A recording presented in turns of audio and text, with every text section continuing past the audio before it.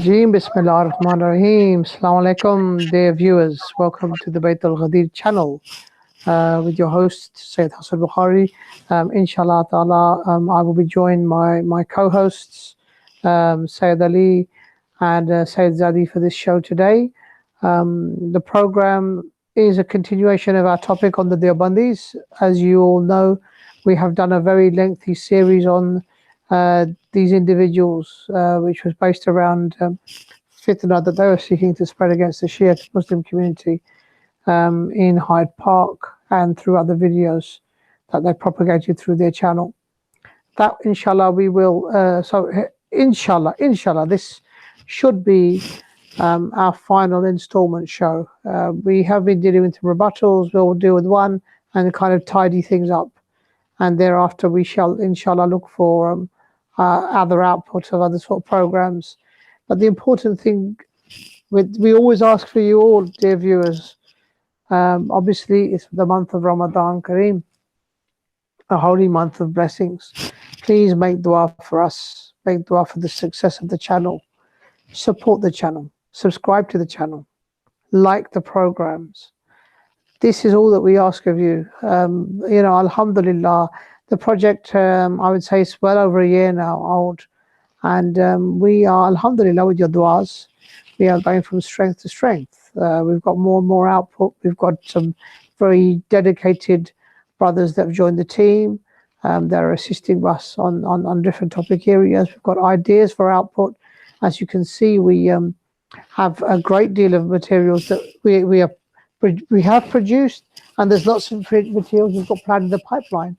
But obviously, all of that really depends on your du'as and your support.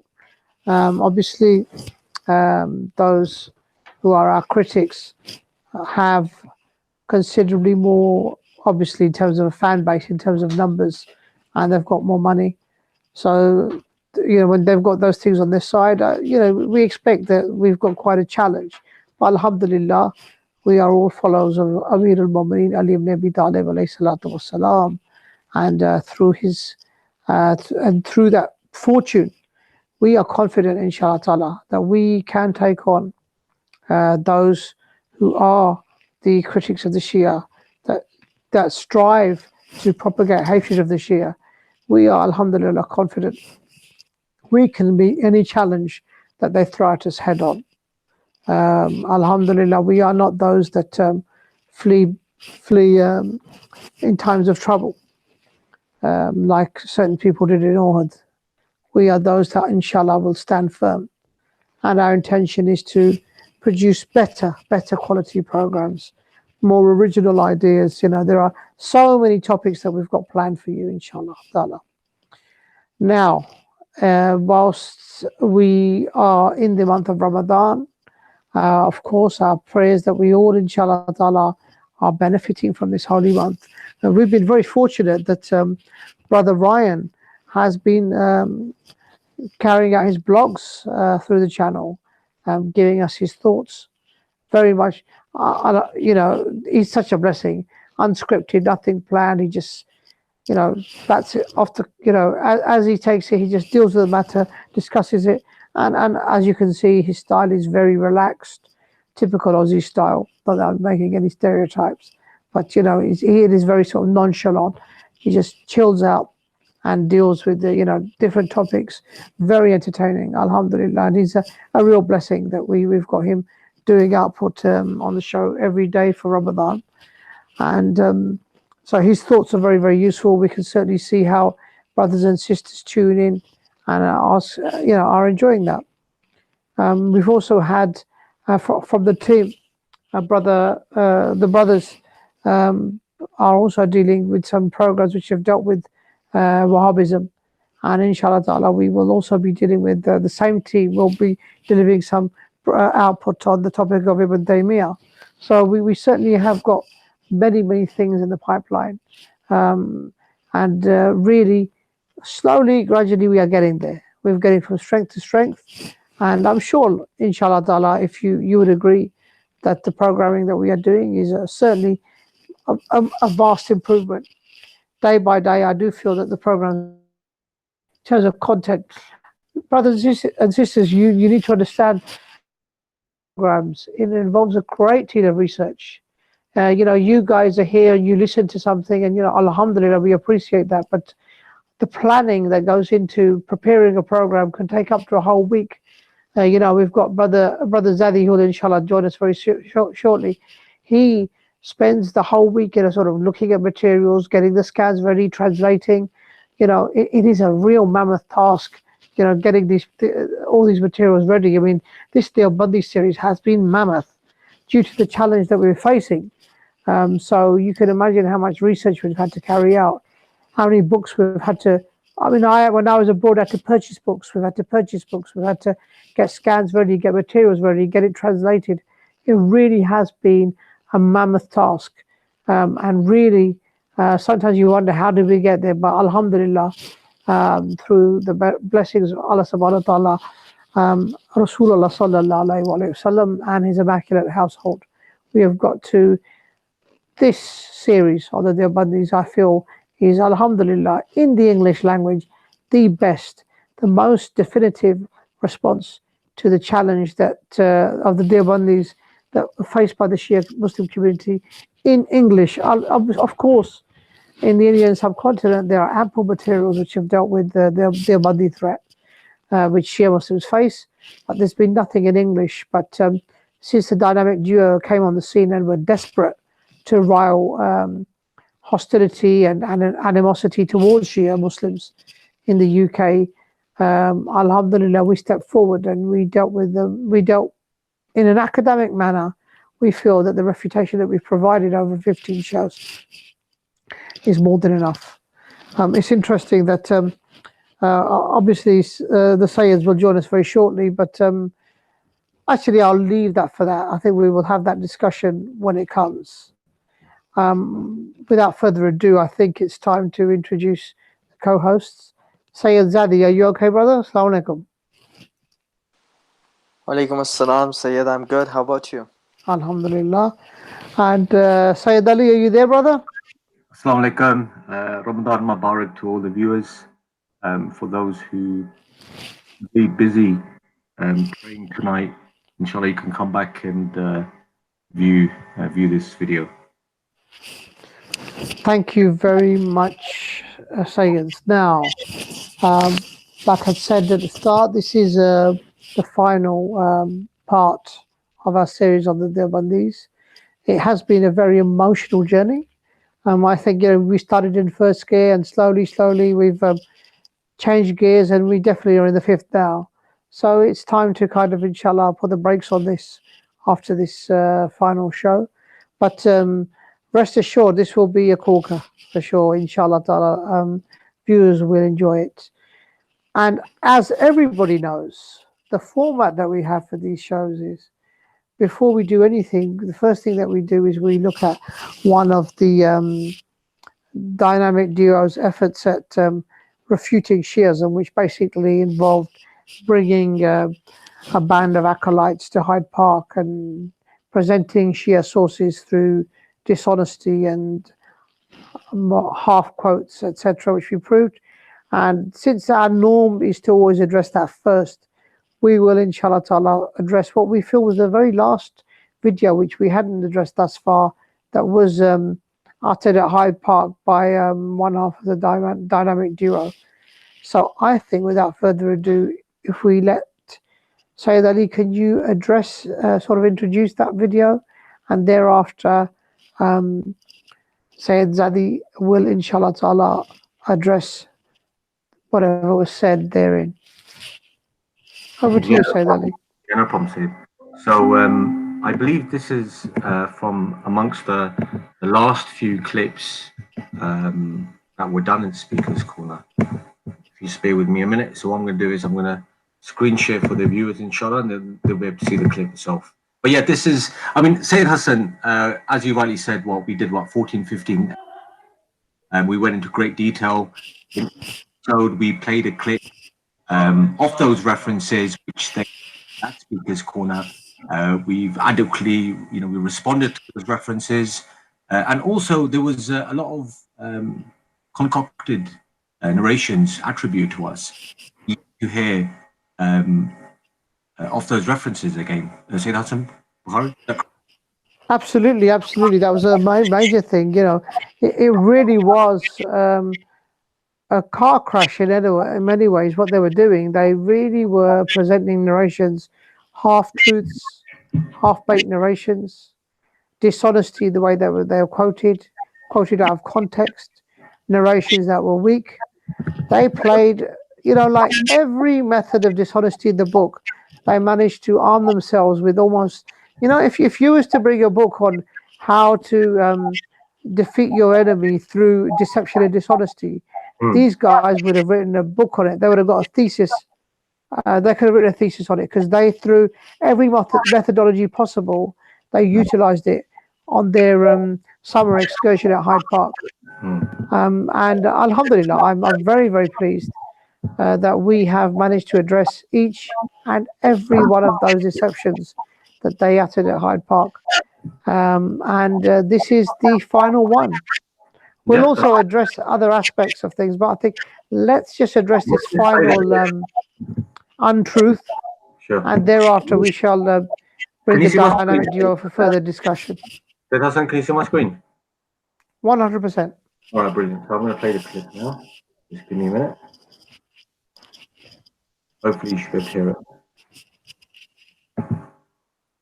And even that false law, and I will prove this now.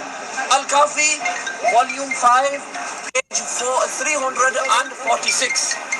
Bab Tazweej Kulthum. Kulthum is the daughter of Sayyidina Ali radiyallahu ta'ala. He married his daughter during the Khilafat of Sayyidina Umar ibn Khattab al-Faruq radiyallahu ta'ala to Sayyidina Umar. So he married his daughter to who? Sayyidina Umar. Now are you going to marry your daughter to your worst enemy? No. Are you going to marry your daughter to the man who the Shi'i world claims broke the rib of Fatima radiyallahu anha? Are you going to marry your daughter to the one who made your wife miscarry? Are you going to marry your daughter to the one who burnt your house? Are you going to marry your daughter to such a person? No chance. Never. No chance. Sayyidina Ali radiyallahu anhu, this is a known fact. And it's such a fact that the most authentic book of the Shia can't hide from this fact. So what do they say? Bab Tazweej Kulthum. Abu Abdullah alayhi salam, the infallible Shi'i Imam, you know how he expresses this? He says, ذَلِكَ فَرْجٌ غُصِبْنَاهُ. Astaghfirullah. I can't even translate it, it's disgusting. You know how he refers to Kulthum? He says, she, meaning our family, female, that was a woman's female genital that was usurped away from us. A woman's private part that was taken off us. So what is he saying? Sayyidina Umar radiyallahu ta'ala usurped. Can this happen? Sayyidina Ali radiyallahu ta'ala being the brave heart he was. Sayyidina Ali radiyallahu ta'ala being one of the most bravest amongst the Sahaba. And in his presence, they're saying, Astaghfirullah, that this was a female genital usurped from us. This is found in Al-Kafi regarding the daughter of Sayyidina Ali radiyallahu ta'ala. Such is the disrespect of the Shia regarding the Ahlul Bayt. May Allah subhanahu wa ta'ala forgive us, and may Allah subhanahu wa ta'ala pardon us for even bringing these words on our tongue. So, Sayyid Hassan, did you hear the clip? I heard the clip. Before we actually go, I think we need to, and I have to apologize, brothers and sisters. The topic today, although it is a roundup topic, but I should have done it at the start, but I would perhaps just set out a warning that the content is a bit adult to today's show, and some of the language is going to be offensive. If you notice, he actually toned down the word, didn't he? He didn't say, I'm glad you did put a disclaimer in there. Because please, because some of the language which you will be hearing, it might be better for a younger audience not to be listening to today's show. And we apologize in advance, but because the said individual is a shameless individual who's decided to bring this narration and present it in this manner, obviously as part of the rebuttal, we will have to deal with it in a certain way. It's regrettable. But may Allah subhanahu wa ta'ala understand, obviously, Allah subhanahu wa ta'ala understands our intentions, and they are not in any way to sort of turn this into a kind of a foul language fest, far from it. Yeah. It's something that has been imposed on us. What was the, okay? So before we get into this particular narration, I think it's important that we very briefly mention Kulthum as a because there may be viewers who might not be familiar to who she is. Absolutely, I think it's important, and we want to make it very clear that today's show is not actually dealing with the topic itself of Kulthum, alayhi salatu wasalam. Kulthum, that obviously this individual is alleging here, she was the younger sister of Imam Hussein alayhi salatu wasalam, and the allegation that this individual has put forward is that it was this Kulthum that was married to the second caliph.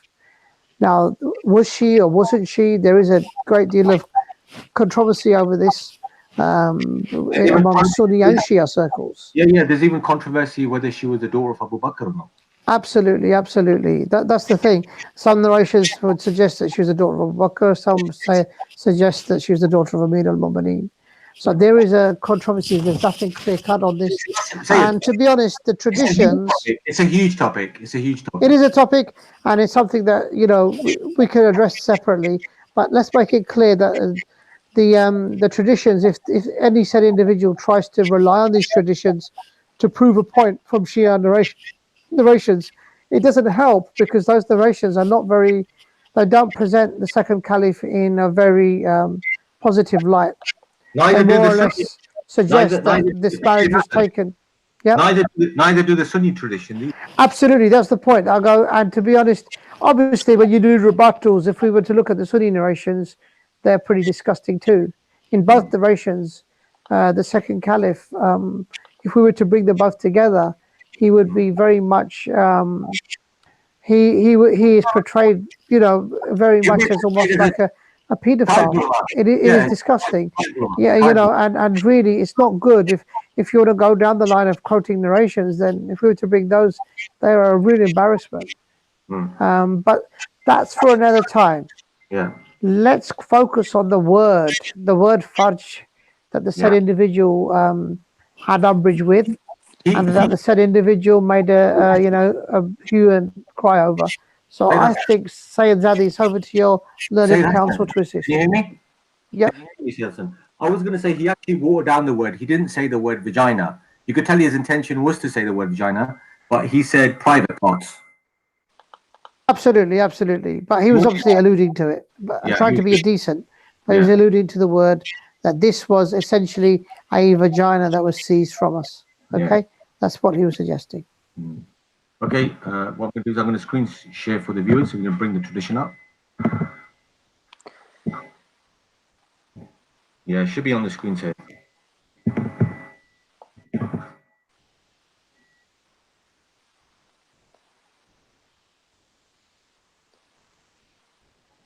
Sayyid Zadi, please go ahead.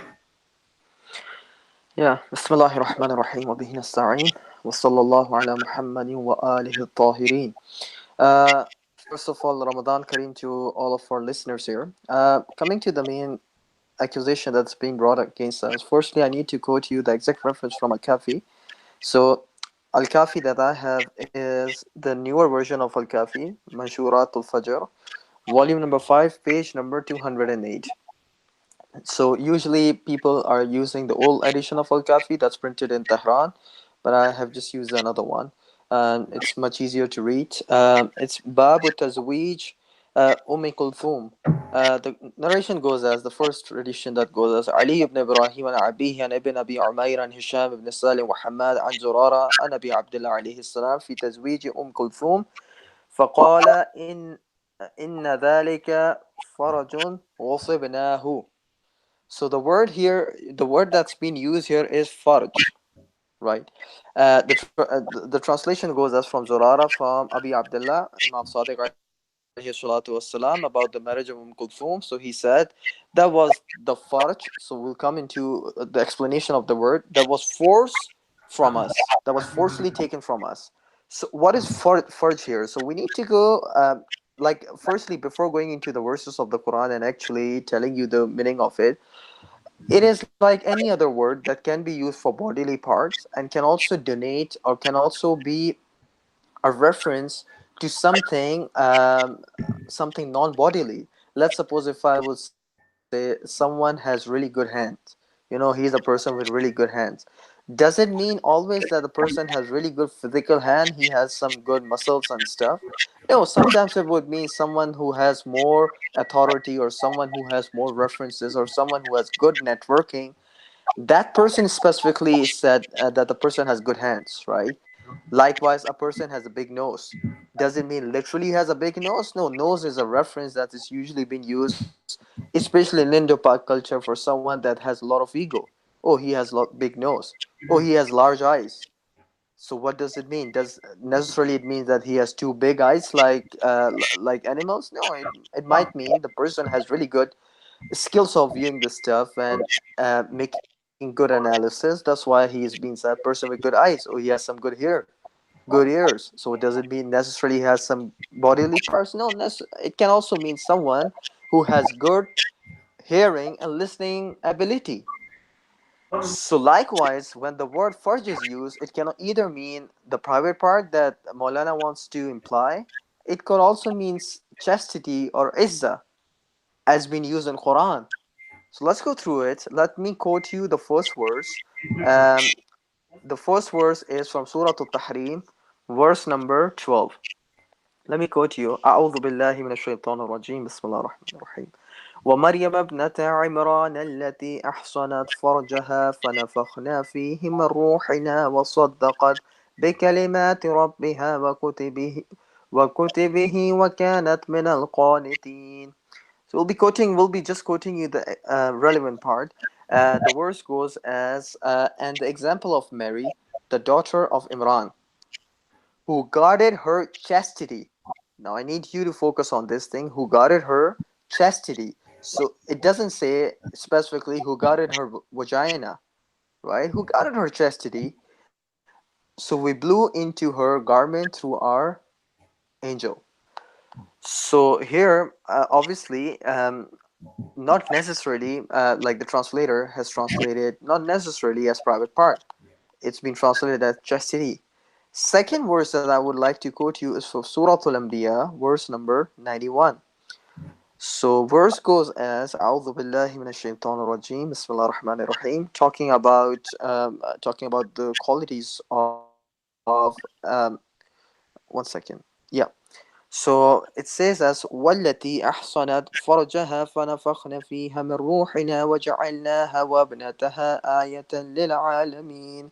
Talking about Sayyida Maryam and Sayyid Hazrat Isa alayhi salatu wasalam, alayhim assalam, I would say, and mention the one who guarded her chastity. So blew into her garment through our angel Gabriel, and we made her and her son a sign for the worlds. So again, the word faraj is used, right? Wallati ahsanat farajaha, right? But it's still the translation implies chastity. So we likewise say the word farj can also be used as chastity for chastity purpose. It can also mean the bodily part. It depends in which context someone wants to take it, right? So iman here is implying was chastity. It was our izzah that was forcefully taken from us. And this is a common terminology that's even used till now. Urdu में भी कहते हैं यार ये हमारी इज्जत थी जो हमसे जबरदस्ती छीनी गई. We say it in Urdu like it was like our izzah, right, that was forcefully taken from us. So this is the literal translation for the word. It can also mean bodily part, it can also mean chastity. Now we would be coming to the traditions here, the reports that imply the hard core language that is being used in Sunni literature, and that's been used by Prophet in their books, that's been used by companions in their books. So let me go to the first tradition, and it's in Sahih al-Bukhari. Sahih al-Bukhari, page number 1687. So the edition of Bukhari that I'm using here is is in one volume, like it's one book. It's a huge volume book. So I'm using that edition. It's Kitab al-Hudud, hadith number 6824. حدثنا فلان فلان فلان فلان فلان عن عكرمة عن ابن عباس رضي الله عنهما قال لما أتى ماعز بن مالك النبي قال له لعلك قبلت أو غمست أو نظرت قال لا يا رسول الله قال أنكتها. Right, this is the word that is being used. So let me just leave it upon Sayyid Ali to translate. Sayyid Ali, Yeah, would you be translating this? Sayyid? sure. So Yeah, please translate. what we're gonna do, inshallah, as Said Zaidi mentioned, the word in question can be interpreted in different ways. Okay, it can be given an interpretation according to the said individual. Obviously, we do not take that interpretation for it. We take the same interpretation as the Holy Quran. And since the Holy Quran sets the foundation of the Arabic language, naturally, we would take that meaning. But of course, if you want to manipulate the word and twist it to whatever way you want, we know, if a person has a perverted mentality, if they follow individuals who have dreams about penetrating their students, and they believe in the permissibility of looking at naked women during salah. They believe that you can write the Quran with blood and urine. If you're going to have that type of mindset, then obviously naturally you're going to take the most dirtiest meaning. So you've taken the meaning to be vagina. Okay, well, let's just say, for hypothetically speaking, that the word used here is vagina, a private part. However, the problem you face now is that if we apply the same principles, where we were to take words literally in the Arabic meaning, then you're going to face a bigger problem. In fact, it's not just the fact that you're going to face a problem of similar reports in your own books, but your own scholars have actually endorsed such behavior. So, Sayyid Zaidi, I'm going to read the hadith you mentioned, and this hadith is mentioned in Bukhari, narrated Ibn Abbas. When Mayaz ibn Malik came to the Prophet in order to confess, the Prophet said to him, the Prophet, may peace and blessings be upon him, said to him, probably you have only kissed the lady, or winked, or looked at her. He said, no, O Allah's Messenger. The Prophet said, using emphasis, I really don't want to utter these words, but did you fuck her? The narrator added, at that, i.e. after the confession, the Prophet ordered that he be stoned to death. So this is an individual who comes and confesses for committing adultery, according to Sunni Hadith literature. He confesses. The Prophet still gives him an opportunity. He says, oh, perhaps you just winked at her, or it was a kiss or whatever. And he said, no. He said, this is not the case. The Prophet goes, did you fuck her? This is from Sahih Bukhari, Hadith 6824, page number 1687. Now, Sayyid Zadi, you mentioned the word in Arabic. What was it again? Say the wording that's been used is, let me go through the actual tradition again. لعلك قبلت أو غمست أو نظرت قال لا يا رسول الله قال أنكتها لا يكني. أنكتها, أنكت is used, أنكتها. So alif is like a question mark, whether. Here it is. Niktaha. Yeah, niktaha. Ha is used for the woman, like it's going, the damir is going, the mushara ilayha is the woman there, that probably niktaha, you just nick to the woman. just like making it really easy for our listeners. Did you nick the woman? Let's say it like this. Now, what is this word nicked? See, nicked, right? So let's go to the Arabic here, the dictionary that you guys can all access this. It's called almaani.com. almaany.com. So most of the listeners that are listening, they should go to almaany.com. I believe so, if I'm not wrong. And if they have Arabic keyboard, write Nik, Alif, Lam, Noon, Ya, Kaf. Hamza, Lam, Noon, Ya, Kaf. Right? Anik. Right? So Anik, if you go there, it says, let me tell you what it says. نائك والمفعول به منيك ومينوك والأنثى منيكة وقد ناكها ينكيها نكا. Let me go through it. Where's this one? Yeah, once I can say it. Okay, let me go through it. It's called هو الجماع بلهجتنا العامية النيك. So it says النيك. What does it mention? هو الجماع. النيك refers to intercourse بلهجتنا العامية, in our slang language. لهجتنا, like language, العامية, in our slang language. So it literally means fuck her. Did you fuck her? Na'udhu. Yeah. There cannot be any. It's you see, like if you go to Bukhari, you'll probably see the English translation. Oh, did you have intercourse with her? It doesn't make sense, right? They watered it down. So this yeah. So, but because they're watering it down, because if that was the wording that was like, did you have intercourse with her? Then why is the narrator of the hadith saying la yakni? You know, Prophet didn't conceal it. You know, it didn't like wrap it. He just said it really explicitly. So how would you say it explicitly? That you fuck her, right? Yeah. So that was, and that's what the translations say. And if you go in further, let me go in further. So that's what the dictionary says, right? Let's see what Umdatul Qari Badruddin Aini al-Hanfi has said. Yeah, so can I read it very quickly?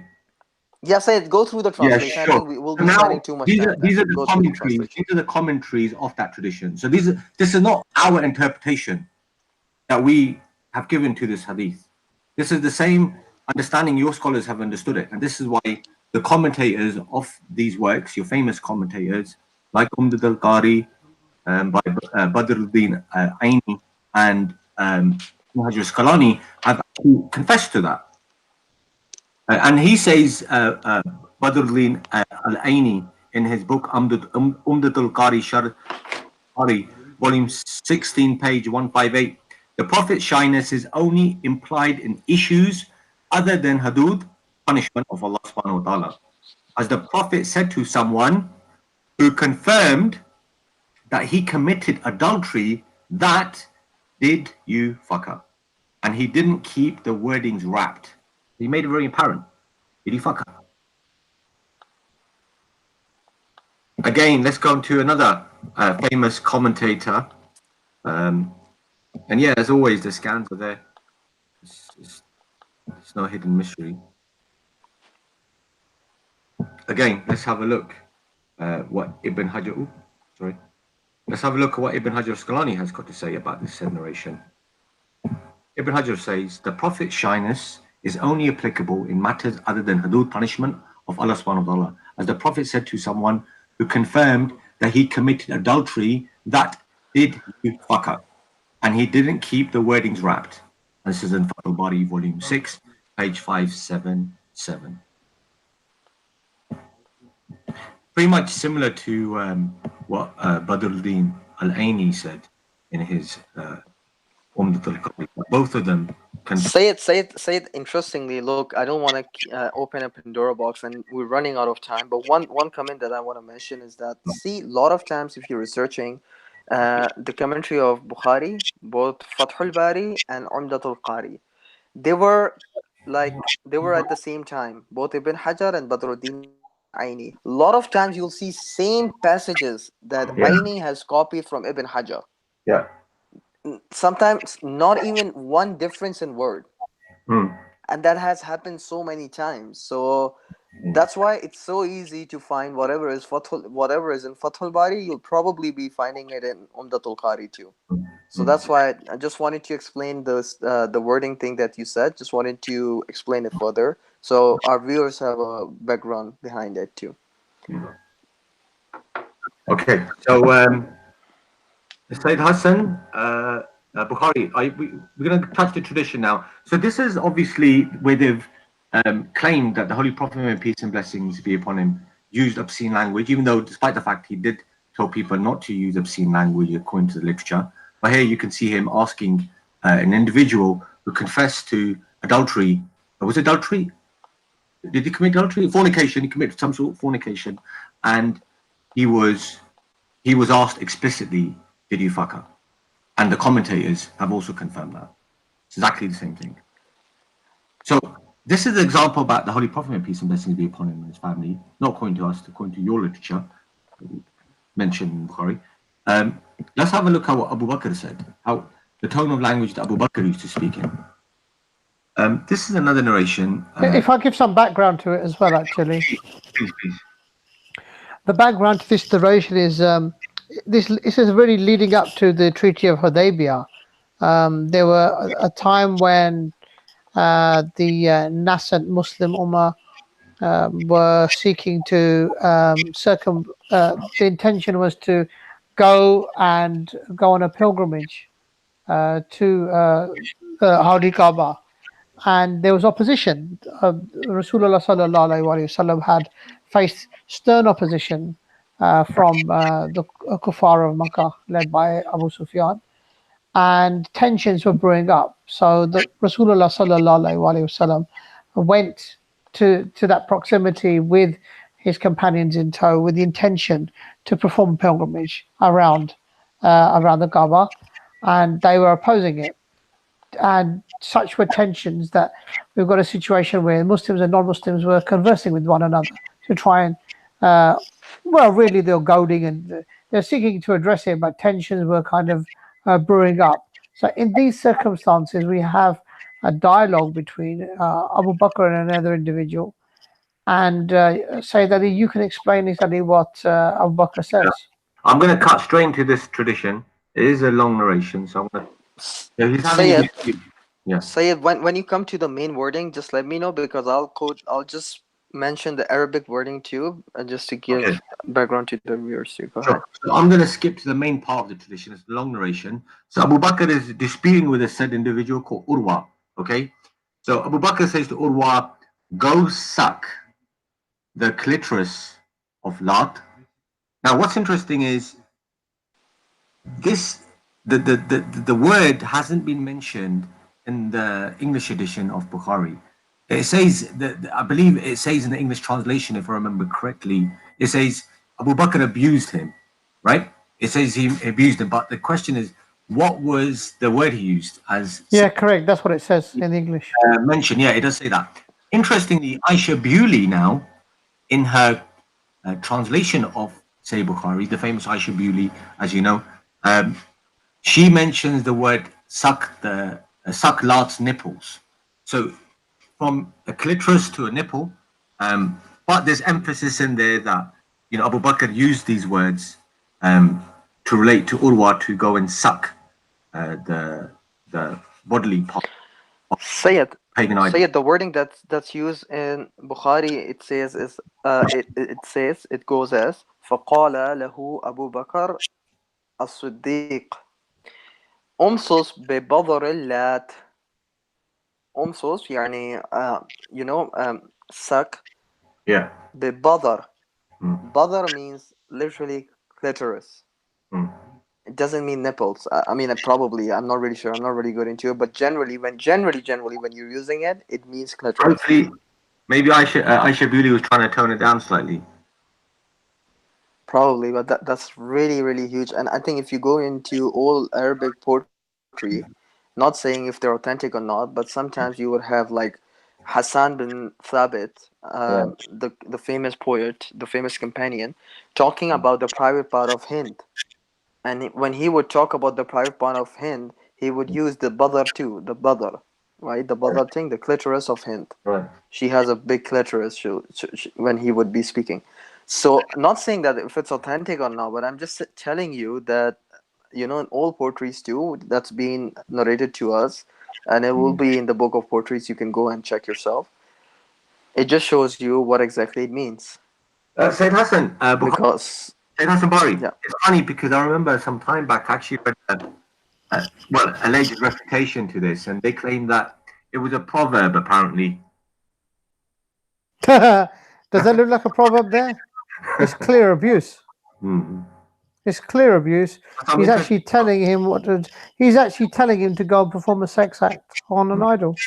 Say So one it more is. thing. It's a clear abuse. Say It's one not more thing. proverb. You see, say one more thing that it's coming in my mind is that when Aisha and Zainab had a fight in front of Rasulullah, if you go through the narration, it says that Zainab. Look, I would quote you the references, but right now we don't have it in this thing. But it just came in my mind. Zainab was saying stuff to Aisha, and Aisha replied and abused her. First, like the wording used is sabbatha, right? So she abused it, and at the end, when Zainab got quiet because she couldn't, stand against Aisha for Oh whatever yeah, reason, Aisha was yeah. like, You're the daughter of yeah, Abu so Bakr. daughter of Abu Bakr. Why would Rasulullah mention at that time that you are daughter of Yeah. Abu Bakr? It doesn't So make sense. Ob- obviously, well, Obviously, if you read this tradition, it makes perfectly sense, right? that's Yeah, right, Sayyid. because That's obviously, right. she It wasn't. gives you a She connection wasn't to it. throwing lyrics of proverbs. She was throwing abuse. But, In it. apparently, there's a Yeah, yeah, there is another so-called objection brought up about that particular word, and people try to escape it using all sorts of means. But anyway, inshallah, let's continue. Let's have a look at what the commentators of this hadith. So we provided the commentary before on the tradition where the Holy Prophet, may peace and blessings be upon him, Astaghfirullah, said, "Did you fuck her?" Now we're going to provide a commentary to what the same scholars pretty much have said about this narration where Abu Bakr is telling Urwa to go and suck the clitoris or to go suck the nipple. So this is from Ibn Hajar Asqalani, and he says, Allat is the name of one of the idols of the Quraysh, and the Thaqif used to worship, and it was a custom of the Arabs to revile one another in this manner. So it was a custom of the Arabs to insult and curse, abuse one another in this manner, but by mentioning the mother. So Abu Bakr wanted to go further in reviling Urwa by referring to his object of worship instead of his mother. Okay, right? So he's taken it a step further. What made him do that was his anger towards him when he accused the Muslims of being cowards and saying that they would flee. So here you can see Ibn Hajar Asqalani is actually trying to justify it. He's trying to say, well, at the end of the day, Abu Bakr was well in his right to use such a tone. Then he carries on and he says, this also indicates that it's permissible to say words that are regarded as foul or bad for the purpose of rebuking one who behaves in a manner that leads to him deserving that. And then he continues with the passage. This is from Fath al-Bari, Sharh Sahih Bukhari, volume 5, page 401. And there's the passage there for people to always go back and have a look at. Hassan Bari, did you want to say anything on that? No, I think that's quite clear. I mean, I think it's clear enough, to be honest. We can see that it's not poetry. It's basically abuse. That's what it is. Okay, so here's another passage again. This time, this is a statement attributed to Imam Hussein alayhi salam, I believe. Yeah, it's Imam Hussein alayhi salam. We don't accept this report. This is not a Shia works. This is a Sunni works. So, not just the fact that they're accusing the Holy Prophet of using this vulgar language, Abu Bakr, they even actually be about Ahl al-Bayt. They have no shame. They have no hesitation even using these type of similar words for them. So this is, again, a long narration from Umair ibn Asaq. He said, Marwan, okay, and Marwan was a known Nasbi, and his history is known. You can search his history. Marwan was our governor for 2 years, and he used to insult Imam Ali alayhi salam. And the narration continues until Imam Hussein alayhi salam tells Marwan's messenger. Okay, let's have a look at the words. He says, may you eat your mother's clitoris if you do not inform Marwan of what I said. So here you can see Imam Hussein alayhi salam, Astaghfirullah, is using vulgar language in which he's practically threatening. Well, it's not even a threat, it's quite disgusting. May you eat your mother's clitoris if you do not inform what I said. I hope he did inform Marwan about that, because there would be some serious implications if you didn't. And that's from Ittihaf al-Khaira, volume 8, page 82. So, Sayyid Hassan, you want to? Yeah, I'm listening. So there's a reference there. Okay. Okay. Okay, so let's come to some other incidences. This is another narration which they attribute the Holy Prophet, may peace and blessings be upon him, where there was an individual who was boasting about his tribal lineage, and the Prophet responds in a manner when he says, so he told this individual to bite his father's penis, basically, his male member.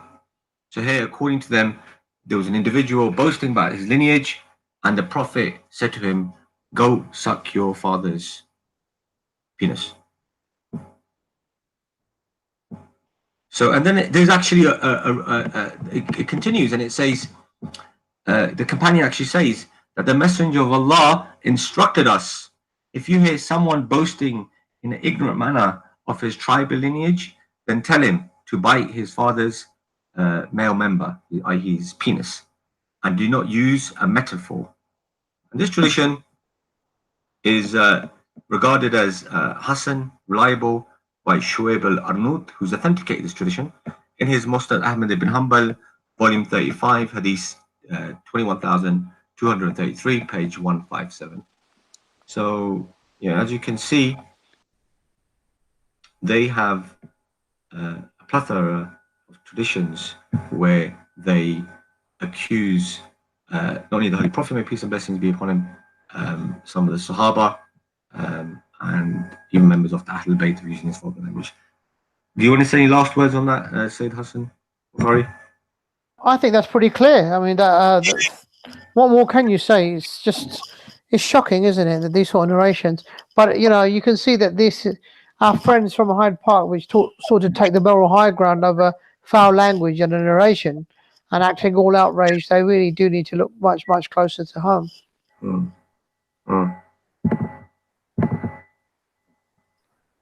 Most definitely. Does that conclude this section? Yeah, I think we're pretty much. I mean, obviously, we could go on into many different examples. The use of words, how the Amir Muawiyah, how he used to speak and boast about his mother's vagina and how tasty it was, and that was the reason why his father married him. There's many all sorts of these disgusting violent traditions that we can dedicate a whole show. That's right. Yeah, somebody said it to Muawiyah, didn't they? Yeah, Someone pointed it out. And then Muawiyah said that's I had other narration. Inshallah, if the way your father married you. Yeah, exactly. Yeah, there are narrations like that, but I think this is sufficient. I think we should move on to the main event. I think we've dealt with that. Yeah. So should we do the announcement that become a Sunni, or? I think, to be honest, you've stolen my thunder. I was about to say I was quite concerned. I wasn't sure. I thought it might just be Sayyid Zadi and me today, because obviously. I saw the strap line on the Deobandis channel. It said that you become Sunni. Yeah. So I wasn't really sure whether you'd be busy in Taraweeh, to be honest. I wasn't really quite sure about what to do. But alhamdulillah, you returned to us. You've come to the fold. Yeah. So what happened? What's this shocking thing that you become Sunni? Do you want to elaborate on that now? Well, I'll play the clip actually. Let's play the. Let's play the clip. Just give me a second. I'm gonna do that for you. Bear with me.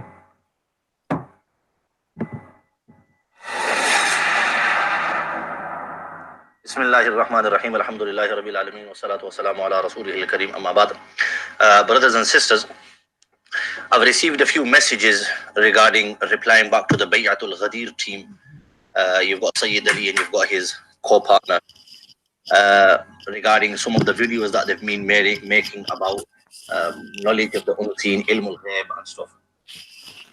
One of the reasons why we haven't been replying to some of their videos, I think Maulana Usman Sahib, he's made a reply, but one of the reasons why we've not really replied and given much attention to those videos, I would say 95% of what they actually say in there is absolute, what you call, bakwas. Right, do you hear that? Yeah, I've heard that, and it did make me laugh. Let's be clear, viewers, we have done 15 or 16 shows addressing your bakwas. What you're suggesting with bakwas is actually faithfully. Your We belief. quoted your books, your texts. We went through different topic areas. Bit by bit, we took your books apart. We read them out loud. We showed scans. We went through various topics. Now, if you deem that bakwas, to be honest, the problem is your books, not ours. That's what we've been doing. And It's your literature. It's your literature. I love the way you try to dismiss it. Oh, everything they've said is just bakwas. My friend, bakwas is something that your ancestors said to Rasulullah sallallahu alaihi wasallam on his deathbed. So you're probably using the same sort of methodology. But the fact is, we have dealt with you guys. We have dealt with you in this series completely. Anybody who watches this Deobandis series will look at those texts, look at your books. At any point, have we quoted the narration incorrectly? Tell us that. Yeah. Have we? In fact, let's point one point out. We're still waiting on something. Listen, that is the irony of ironies. There's one thing if you try to misrepresent somebody's belief, right? But these are genuinely your beliefs. Your beliefs are based on the fact that you believe God can lie. You believe the ability to lie. You believe the concept of seal of prophethood is different to how Muslims understand it. You believe that the Quran can be written with blood and urine. You exaggerate in the way you elevate the status of your scholars.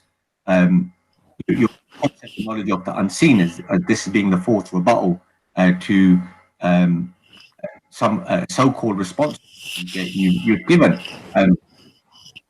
Which say, listen, these are things which they genuinely believe in. It's not even the fact that we sit here, we try to misrepresent them.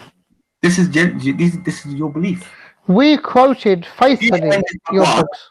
If you find this bakwas, then you can't blame us. That's your religion. That's your religion. These are your books. We read them out. I bet nobody's ever seen, like I said, in the English language, this was an opportunity where we gave a wider viewership the opportunity to appreciate the works of the Deobandis. We didn't in any way use any deviance. We didn't deviate from any sort of narrative. We didn't spin our own narrative. We faithfully, we had Sayyid Zadi reading out the Urdu and then the English translation thereafter.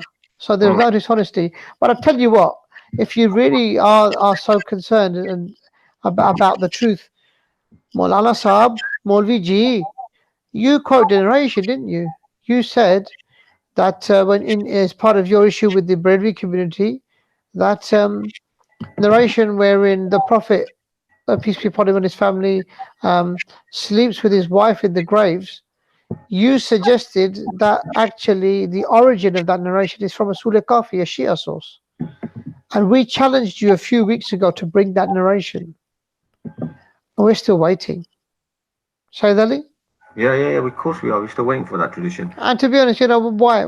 If you are indeed the decent man that you are, decent and honest, why did you say that and not back it up? Where is the narration that the Prophet sleeps with his wife in the graves? We are really looking forward to it. Well, Sayyid Zadi has been looking cover to cover through Surah Kafi, and he hasn't come across this tradition. So if you can enlighten us, we'd be very grateful if you could do so. Yeah. Okay, carry on. Yeah, sure. Just give me a second. I'm gonna carry on playing this clip. Just give me a second. Sorry, apologies.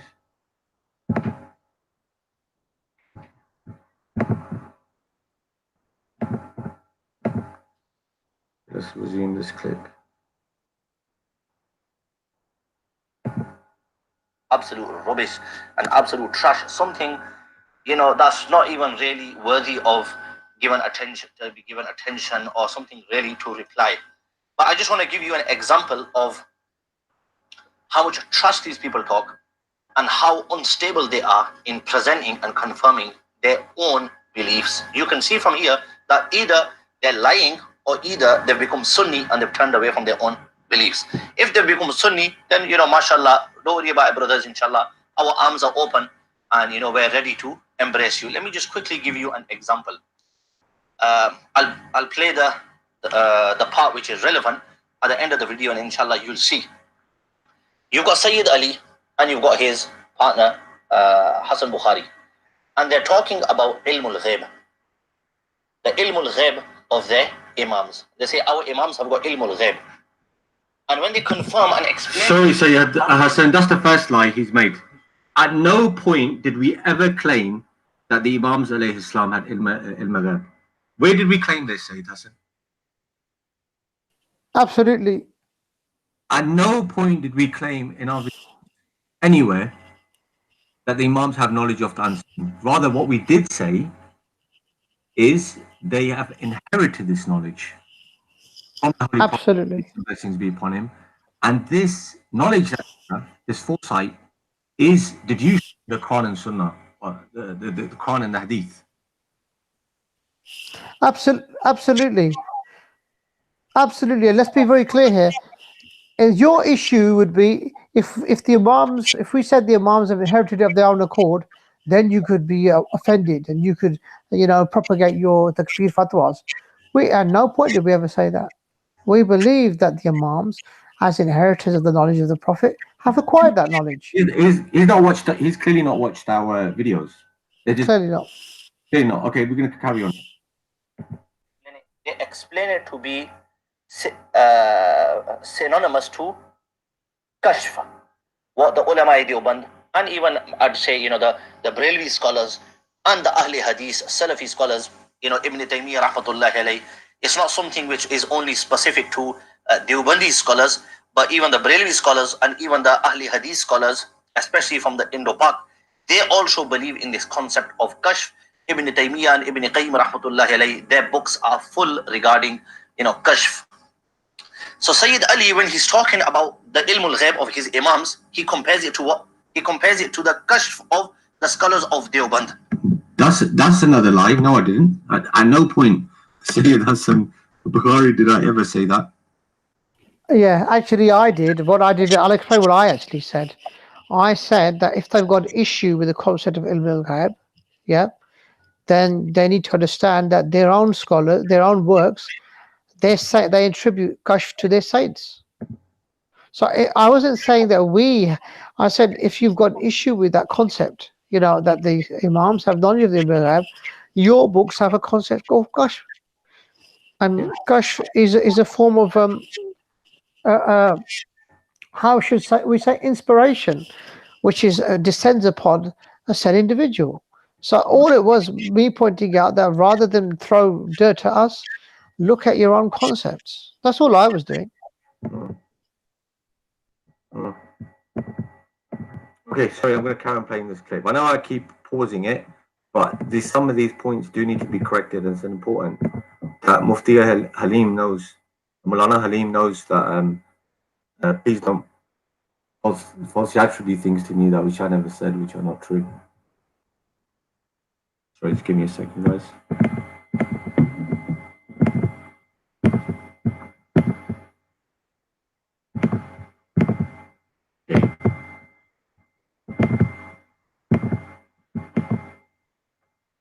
Now, like I said, either he's lying, or either he hasn't understood his own Aqidah, or a third point, he's become a Sunni and he's retracted from the Aqidah and he's understood that the Aqidah of Ilmul Ghaib for the Imams is kufr.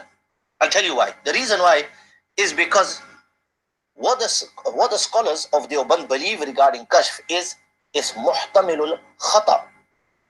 It holds a possibility of mistake. There is a possibility of mistake. That's the first thing. Number two, obviously following on from that, it's not possibility of a mistake. These are the same people who believe that whatever the scholars say is written on the throne of Allah, according to the statements of the scholars, according to the taqdeer, the decree of Allah subhanahu wa ta'ala. These are the same people who have this belief about their own scholars. They have the same belief that the Holy Prophet, may peace and blessings be upon him, can spiritually guide their scholars for years, like, you know, over a 10-year period. And they're saying that, oh, whatever the scholars says is not binding, it's not hujjah. isn't it? That's funny. If that's the case, then you wouldn't be washing the feet of your scholars and drinking it and considering it to be salvation. A definite thing. Number 3, nobody has to follow that. Nobody has to follow that person or that scholars or that pious person's kashf. Nobody has to follow it. It is not for us upon anybody to follow it. Nobody has to refer to it.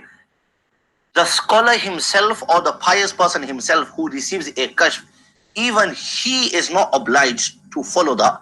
Even he is not obliged to act upon that, especially in regards to fiqh. So this is the status kashf holds according to the scholars of Deoband. Now, Sayyid Ali is saying that the ilmul ghaib of the imams is basically semantics.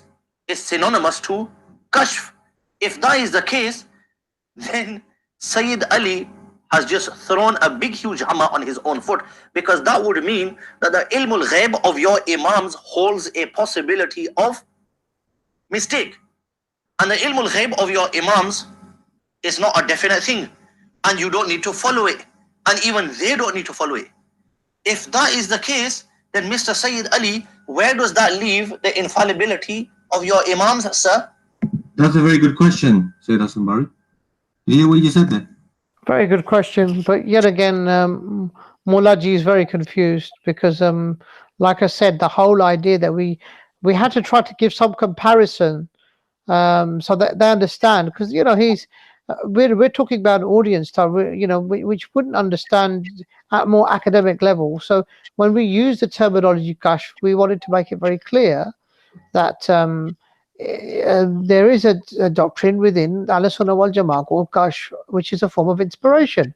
We're not saying that our imams receive kashf in that way. We were saying very clearly that our imams inherit knowledge. They acquire ilm ghaib because they are inheritors of the prophets, of the prophet. We don't believe your saints are. We don't believe the ulama of the Deoband. But your books say they receive kashf. So these are the there you go.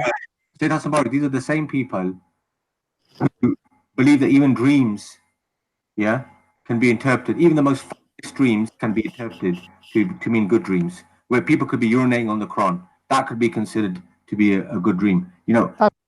Absolutely. The scholars penetrating the students, that would be considered a good dream. Or a student saying that he's reciting Tanvi's name in the Shahada, where he's saying there's no God but Allah and Tanvi is the messenger of Allah.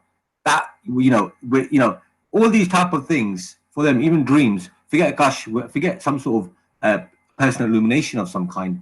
Even dreams for them are there's some sort of evidence there for them that the scholars have to go out and issue the most absurd statements to justify the ridiculous and exaggerated dreams that their students used to have.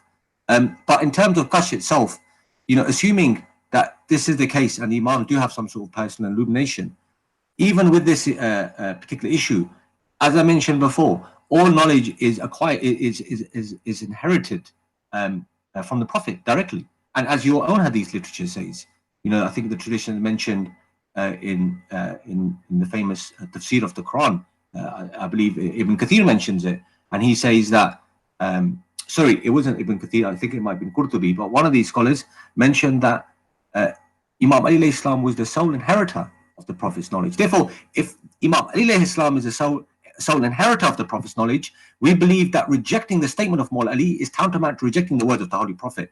So, of course, we do consider the statements of Imams alayhi salam to be binding. Because why? Because they've inherited this knowledge from their fathers, directly from the Holy Prophet, their great-grandfather.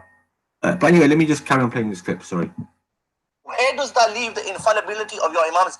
If they are receiving ilmul ghaib, which is muhtamilul khata, which has a possibility of mistake, and it's not definite to follow it, and even they don't have to follow it, then that smashes to smithereens the concept of ismat and the concept on infallibility of your imams. So like I said, either you're lying, or either you don't know your own aqidah, or either you've understood that attributing ilmul ghaib to your imams is kufr, and by the grace of Allah, alhamdulillah. That's funny, because in the previous show, I believe it was Maulana Usman who said that if our understanding of ilm al-ghaib is the way we explained it, then he has no issue.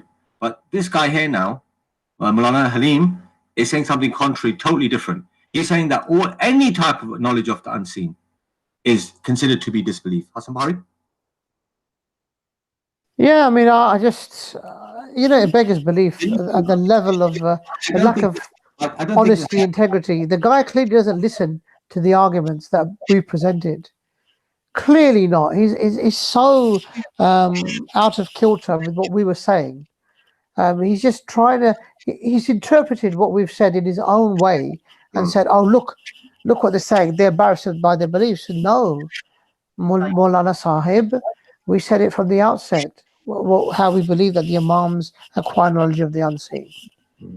It's you who have taken your own slants, in a very jaundiced view that you've taken, and that methodology of dishonesty that you've used at Hyde Park, and you've tried to bring it back to your viewership.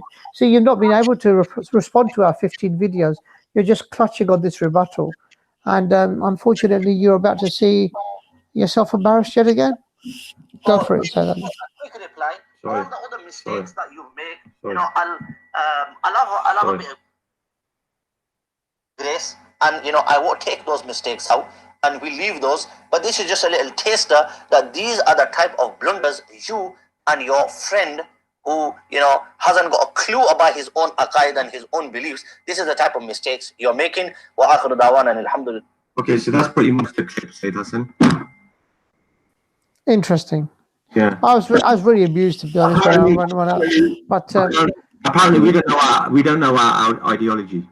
No, we don't. We don't, clearly. Yeah. We're very confused individuals. But I suppose let's satisfy Mullaji today. Yeah. Sayyid Hassan, we did previously quote some evidences stating our position, also stating very explicitly that the Imams of the Ahlul Bayt themselves rejected the idea that they had knowledge of the unseen. So, Correct. And we quote, I believe, Sheikh Mufid in his book Al-Awwal. He mentions this as well. Yeah. We don't believe this. And again, more scholars. Sheikh Saduq. What does Sheikh Saduq say about the Imams having knowledge of the unseen? Nobody can say Sheikh Saduq is a small personality. He's a respected individual. Of course, we wouldn't go around washing his feet and drinking water from it. But nevertheless, he is he's one of the heads of the 12 school of ideology. Mm-hmm. The Imam does not know the unseen. The Imam, let me read it again. The Imam, does not know the unseen. Rather, he's just a pious slave of Allah subhanahu wa ta'ala who knows the Quran and the Sunnah. And that's Sheikh Saduq in his book, Kamal wal Nehma, page 110. And there's the scan. So Mulana Halim, please. Yeah, I can see it. I was going to say, Mulana Halim, hopefully he's going to be watching this, so he can always go back and have a read what I said. You're the guys who believe that knowledge of the unseen can be even acquired by disbelievers. So I don't know why you suffer indigestion when it comes to the Imam of Ahlul Bayt, even though both Mulanas contradicted each other about this. Sheikh Saduq, again, Kamaluddin wal Nehma, says, we have thought about the issue of the knowledge of the unseen. And no one knows the unseen except Allah. And no one claims it for a human except a polytheistic disbeliever, a mushrik kafir. So according to our position, okay, let's make it clear. To have the belief, has knowledge of the unseen, we consider such people to be disbelievers. We're very staunch on this, and we mentioned this before in our previous episode. So this is just acquired knowledge which the Imams of the Ahlul Bayt and Islam have inherited. And one more last scholar for you guys, just in case you missed Sheikh Saduq, you missed Sheikh Mufid. Here's Sheikh Tusi for you guys. In his book Takhlis al-Shafi, I believe, volume 1, page 352, he says, it's wajib. It's not necessary for the Imam to have knowledge of things which are not directly related to Islam. Okay? So that's nothing. Okay, is that you snoring in the background? No, my son, sorry. Okay. I thought you fallen asleep when I say this. No, I'm just trying to get my son to sleep. Hold on. Okay. So yeah, shall we? So that pretty much wraps up the video regarding the knowledge of the unseen. I think. Bear with me a second, Sayyid. Let me just put my son in his room 1 sec. Yeah, done. Okay. Okay. So yeah, shall we come to the actual topic of discussion then? Do you want to introduce it? Let's go for it. Let's go for the topic of discussion. Oh, sorry. Before I do, I think one of the viewers said that they didn't see the quote by Sheikh Dusi. So I'm just going to quickly bring that up for them to have a look at. Mm-hmm. Yeah. So can you see my screen? Yep. Oh, so that's the quote for Sheikh Dusi. And those are 3 well-known scholars of the 12 schools who rejected the idea that the Imams have knowledge unseen. Okay. So let's come to discussion. Say that, Sambari. Okay, thank you very much. I think really the important thing is the topic that we were dealing with was the topic of knowledge of the unseen, and in particular the position of Ashraf Ali Tanvi Sahab on it. Do you remember, if you recall that, Sayyid Ali? Yeah, carry on. So basically there was a comment of Allama Ashraf Ali Tanvi Sahab in one of his works, Hifz al-Iman, in which he compared the knowledge of Rasulullah sallallahu alaihi wasallam, as in knowledge of the unseen. He compared that to animals and lunatics. Basically, he said that if he's got knowledge of the unseen, he's on par with these types of individuals. Obviously, we picked up on that, and we've in our shows we addressed that, saying this is clearly unacceptable to make such a lowly comparison. To an infallible prophet being compared, whose knowledge is being compared to a mere layman, a person who's non-compos mentis or an animal. And the ulama of Deoband, the mullahs of Deoband who come here, the Darabic Dua, desperately try to set the record straight with their rebuttals, but they haven't really helped themselves. It hasn't really assisted them in any way.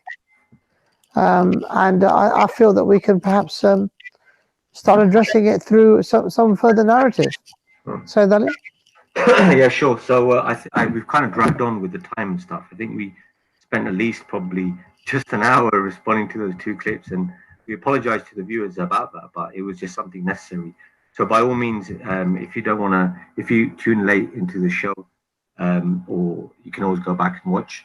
But if you've listened to the show from the beginning, then I apologize for taking so long to actually get to the topic of discussion. So as Sayyid Hassan Bahari mentioned, the issue of knowledge of the unseen. Sayyid Hassan, can you mute your microphone, please? Yep, I'll do that. Yeah, so obviously the topic of discussion is the statement made by Ashraf Ali Tanvi. We mentioned before as well in our previous shows that the position he had regarding knowledge of the unseen is that such knowledge can even be acquired by a non-Muslim person. You don't have to be a Muslim to acquire knowledge of the unseen. It's not a big thing. These guys only suffer indigestion when it comes to the Imams of Ahlul Bayt. Otherwise, they have no problem. Actually, do you know what? They do have a problem. They have a problem with the Holy Prophet having this knowledge. Not just the Holy Prophet himself, but the Ahlul Bayt al-Islam. But they believe this about their own scholars and the Kuffar. MashaAllah, what religion. So, the statement of Ashraf Ali Tanvi, I'm going to read very quickly. If you recall in our previous shows, we kind of quoted it. And they use all sorts of explanations to try to justify this passage. And this is taken from the famous book, Hifz al-Iman. And Ashraf Ali Tanvi says, if it's correct to attribute knowledge of the ghaib to the holy being, meaning the Prophet, then the issue needing to be inquired is this bars, is this limited from the ghaib or the complete knowledge of the unseen? So the questioner is asking the question to Ashraf Ali Tanvi that what is your thoughts about knowledge of the unseen? So related in reference to the Holy Prophet. So he answers, so what he does is he splits this issue. He says, look, firstly, we need to understand, is this complete knowledge of the unseen he has, or is it limited, right? Now he says, if someone from the knowledge of the unseen is intended, then what's so unique about the Hazur's knowledge of the unseen? So he's saying that if the person's saying that it's something limited, right? Not kul, not that he knows he has infinite knowledge of the unseen, then what's the big deal about it? He actually says, look, he goes, what's so unique about the Prophet's knowledge of the unseen? Then he says, knowledge like, and he uses the word esse in Urdu. He says, knowledge like this is even possessed by Zaid and Amr. There's another way of saying Tom, Dick, and Harry. Yeah. So he says, this knowledge is even possessed by Zaid and Amr, every infant, lunatic, all animals, and quadrupes, because every person knows something which is hidden from another person. If knowing the unseen is a criteria of attributing a title, then we should call every one of them scholars of the unseen, not alim al-ghaib, meaning that they are scholars of, like, basically what, in short, what he's trying to essentially say is that everyone has some sort of knowledge which the other person doesn't have. And the Prophet having this knowledge, like this partial knowledge, what's the big deal in about it? Because any Tom, Dick, and Harry can have it. Even a child can have this knowledge, or an animal, or other livestock. So yeah, so there may be certain things that an animal may know, which a human might not know. There may be something that a lunatic might know, which another human may not know. So essentially, the Prophet's knowledge of the unseen is nothing unique. There's nothing special about it. Okay, because this type of knowledge other people may have. So there may be certain knowledge that I may have as an individual, which the Prophet, may peace and blessings be upon him, doesn't. Now, first, obviously, the issue here is the words he's used, the comparison. Sayyid Hassan Bari, do you want to quickly mention the issue about the word esse?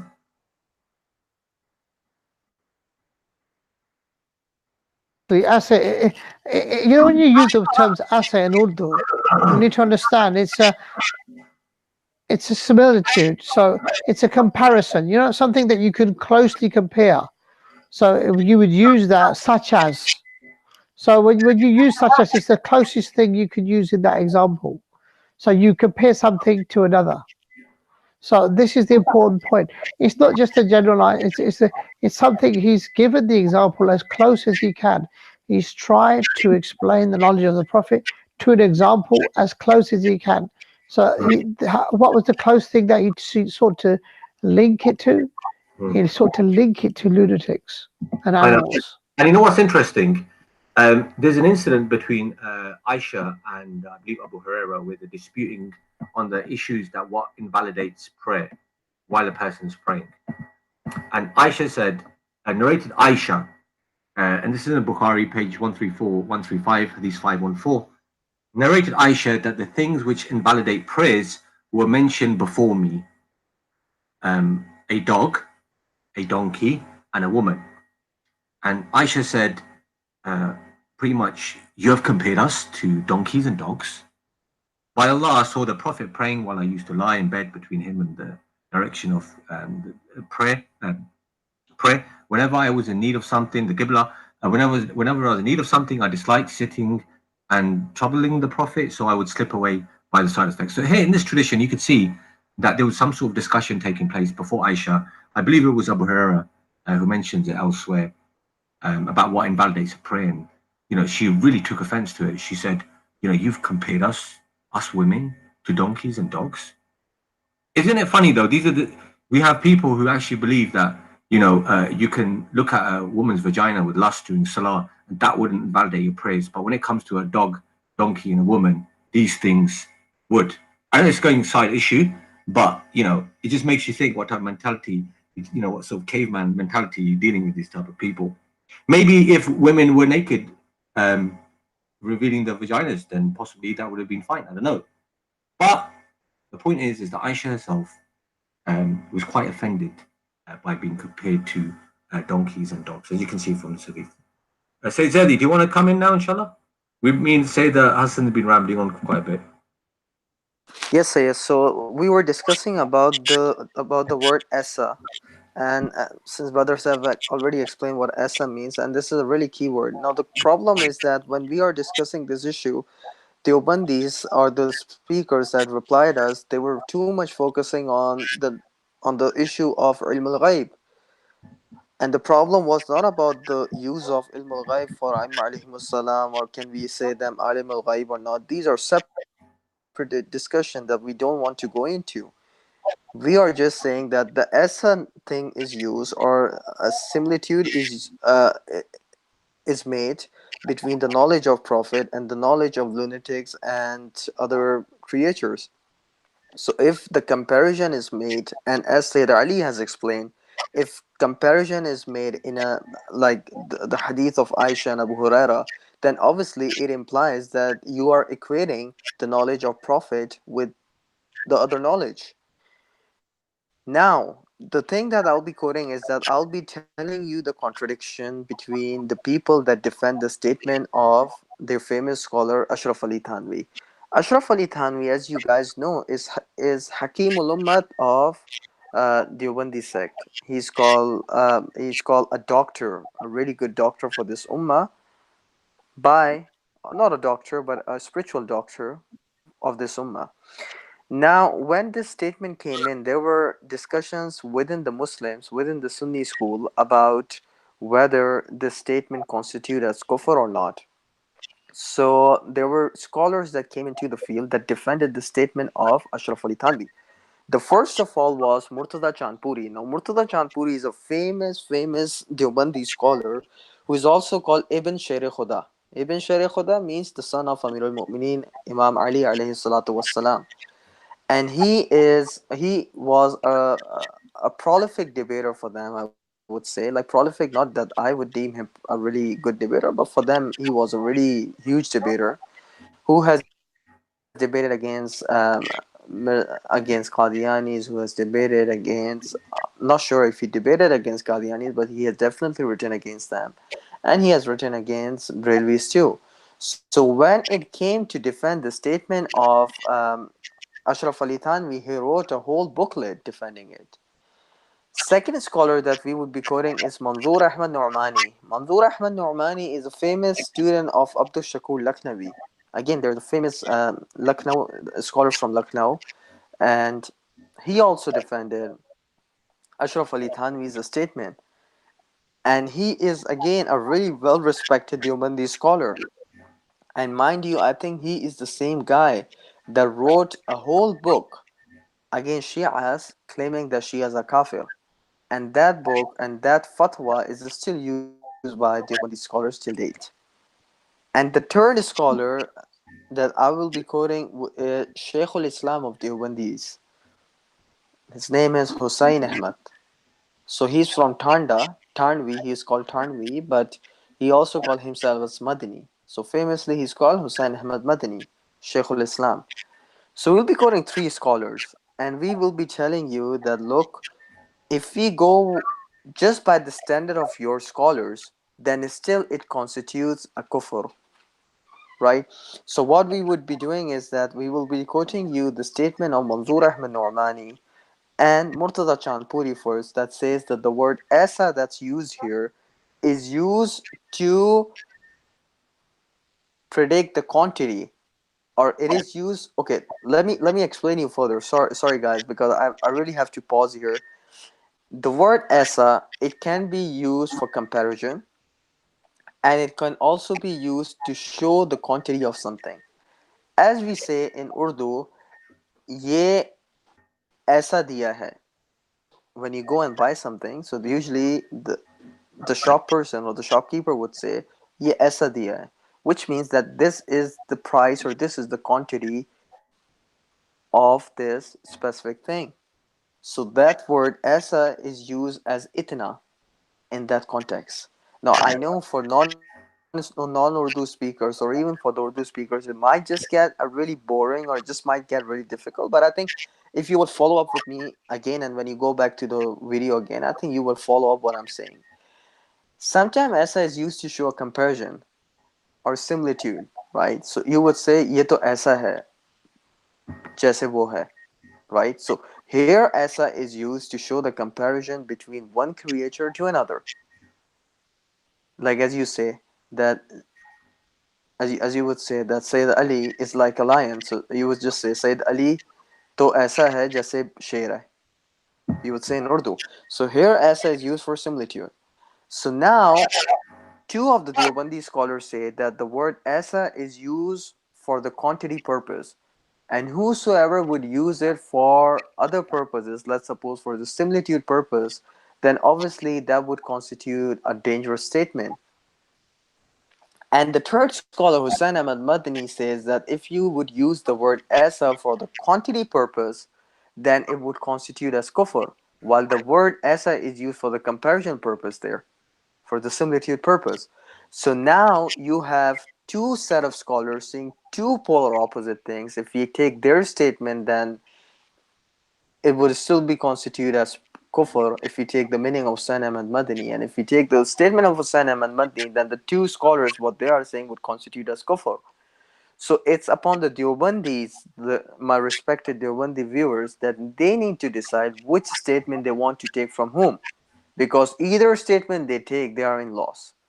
And let me dissect that before we present you the statement, that even if you take this statement esa in terms of the quantity of knowledge or in terms of saying that it is used The in comparison.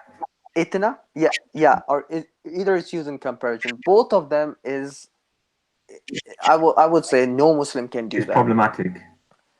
It's problematic. Because let's suppose if we are comparing the knowledge of Prophet with the knowledge of donkeys and animals and lunatics, what does this tell you? Can I say for Maulana Ashraf Ali Thanvi that, oh Maulana, or can I say for Maulvi Usman and Abdul Halim, ke Maulana Sahab, your knowledge is like the knowledge of who? Lunatics. Your knowledge is like the knowledge of an animal. How would he feel? Obviously he would say, he would be angry, and he would reply me back and would say, no, my knowledge is not like this, obviously, and you saying like this is clearly a disrespect to me. Likewise, if I would say asa is used in terms of itna, that is even a bigger kufr. Then you were saying the knowledge of Prophet was only this much as the knowledge of a lunatic or any other animal. Either way you take it, it constitutes as a really Offensive. gross statement, and it's a really, I would say, a disbelief statement, I would It's say. shocking blasphemy. Shocking Hey, statement. listen, it's like me saying to Mulana Halim and Mulana Usman that आपका शक्ल जैसे खोते है. Yeah, it's like me saying that you, Mulana Halim and Mulana Usman, you know, their looks are like a donkey. So I can either mean they are like donkeys, they literally look like donkeys, or even the attribution of them to donkeys would be quite offensive to them, I hope, right? That's right. That's right, Sayyid. That's right, Sayyid. I think, Sayyid, if you can go through those three statements Yeah, of I'm the going to book, quickly, I think you can quickly go through that so we can go yeah, over the next topic. Go ahead. sure. So, and then Manzoor Nomani mentions, and he says, now, if you're saying that even though the word jesa is not used there, esa has been used there, therefore, the tashbih, the comparison, is established. In fact, this is even your deception.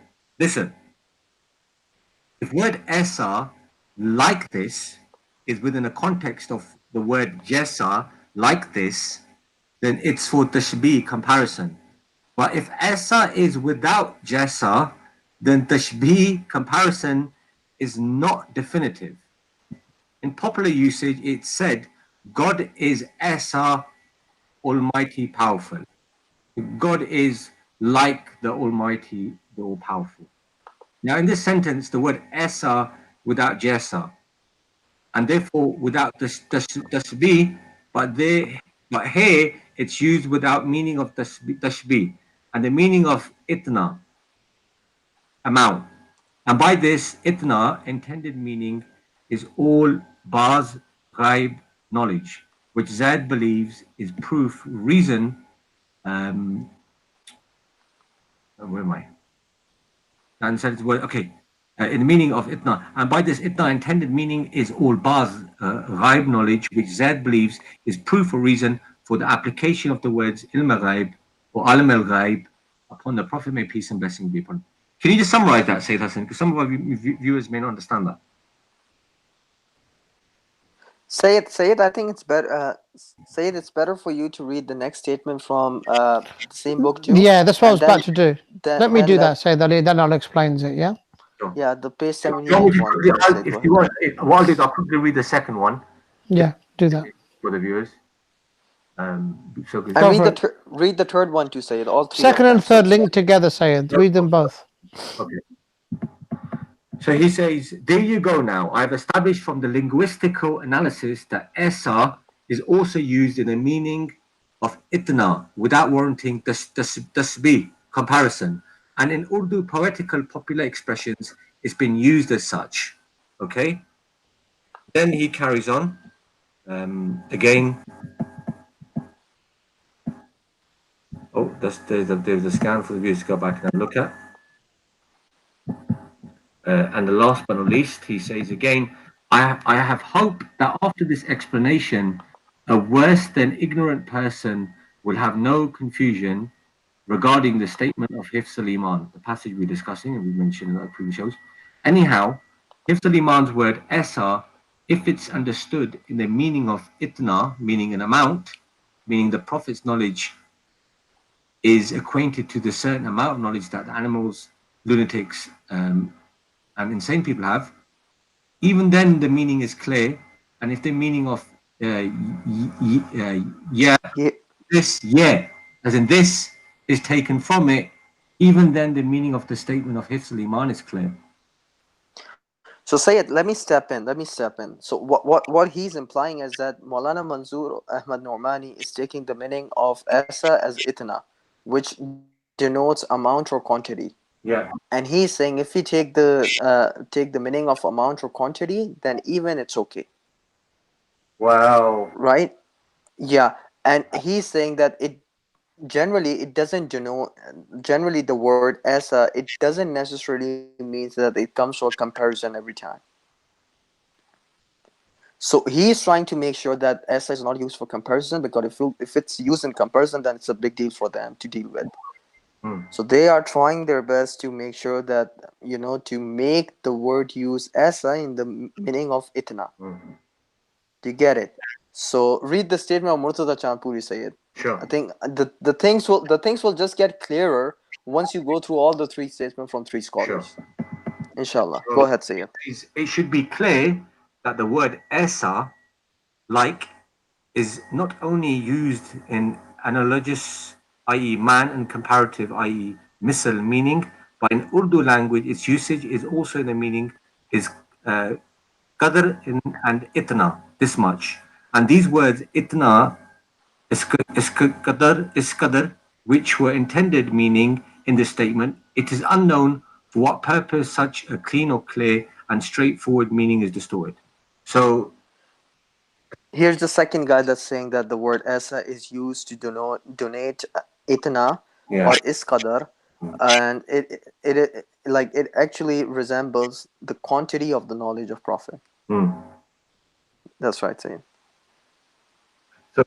So clearly, as you can see, that these particular scholars have taken not the issue about comparing the Prophet's knowledge as such, but they've actually understood the word mean the amount of knowledge the Prophet has is like that of donkeys and animals and insane people.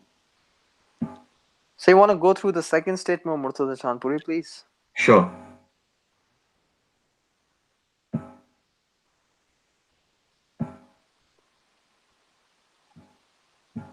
This is the second statement, and he says, despite this, Khan Sahib Brelvi, Rahimullah, and his followers, meaning... Say one correction. It shouldn't be Rahimullah. It's just like he quoting Khan Sahib, Ahmad Raza Khan Sahib. Right. I think Rahimullah is the translation that we are using, definitely. So that's why it denotes Rahimullah, but it's not there, just for the correction. Go ahead. They're talking about Ahmad Raza Khan, I believe, here, right? Ahmad Raza Khan. We don't have to use Rahimullah for him, right? Yeah. But anyways, go ahead. Right, yeah, because some of us may feel a bit uncomfortable with that, so I'm just gonna, sorry. Despite this, Khan Sabr Ilvi and his followers are saying that the word Esa is used in comparison. How much of this is justice, or how much of this is truth? In the disputed statement, the word Esa is in the meaning iskadar and itna, i.e., this much. Then how is the tasbih a comparison? The conclusion is that as much knowledge was assumed for application of alim ghaib, that is also true for Zaid, Umar, and Bakr. In other words, Tom, Dick, and Harry. And that there is no tasbih comparison nor disrespect. Again, the same thing, Sayyid. We don't need to explain it further. Let's go to this statement of Hussain Ahmad Madni, the third scholar. Sure.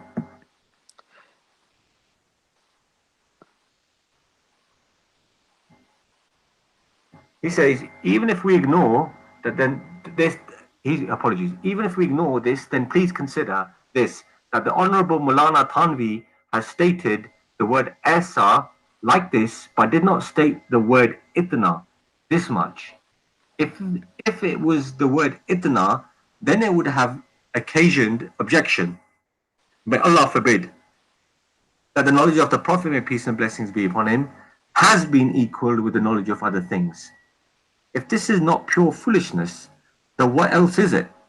Even if we overlook this, even then that the word Esa is a comparison, and it's apparent that if something is compared with something, then the comparison is not in all aspects. That's it, Sayyid. Just have 3 columns, and in all 3 columns have those 3 statements. And let people decide. That's for the viewers to always go back and have a look.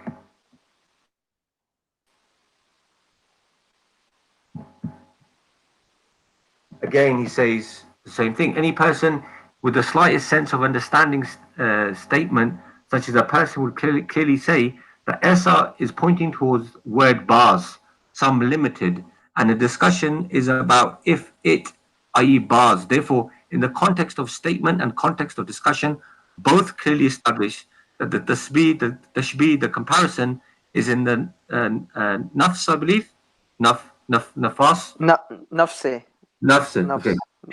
It implies category of bars and not in the quantity of bars, subject to criticism and opposition. That's pretty much similar to what he's mentioned earlier, and that's on page 283. Beastman. And again, now we're going to come to a new section of the show.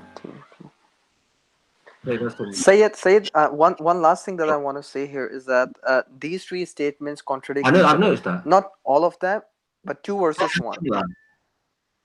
Either meaning you take it, it actually implies, as we already explained it actually implies kufr. But even as per their own standard implies kufr.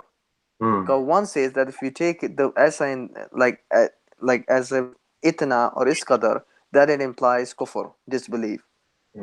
But if you take it as a comparison, then it's completely okay. The other 2 say if you take it in comparison, then there is a problem there. But if you take it as iskadar or itna, everything is okay. So now Deobandis have to decide, all their big 3 scholars, what are they saying?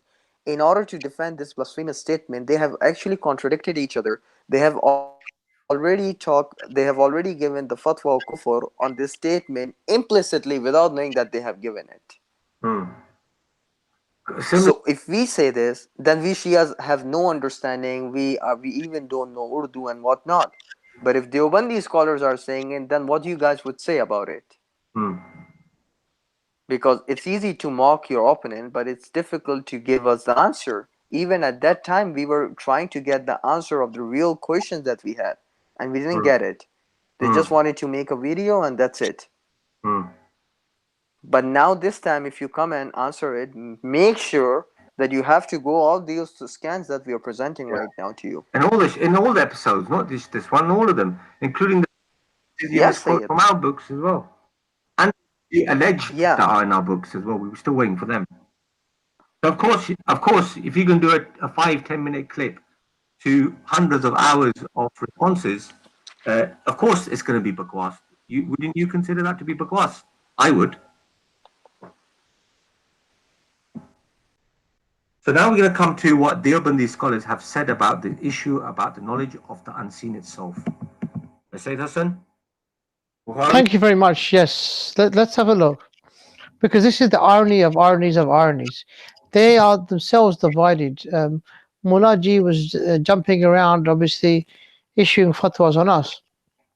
The problem is the confusion and the division amongst the ulama of Deoband themselves on this very topic area. Because you guys are faced with a dilemma on the issue of al-Mirab, with some of your ulama believing in it and some of your ulama rejecting it.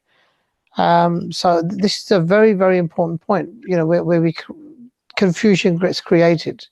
You want to know in which direction to turn. And and unfortunately our dear friend who thinks he's very learned and seems to suggest we know nothing of our religion, clearly lacks knowledge of his own. Now, so let's look at Thanvi Saab's actual position on al-Mirab for the Prophet, peace be upon him, versus shirk to prove al-Mirab as per Deobandis. And don't forget, we're looking at this topic now from the standard of the Deobandis, okay? So, Sayyid Ali, you've got the scans, yeah?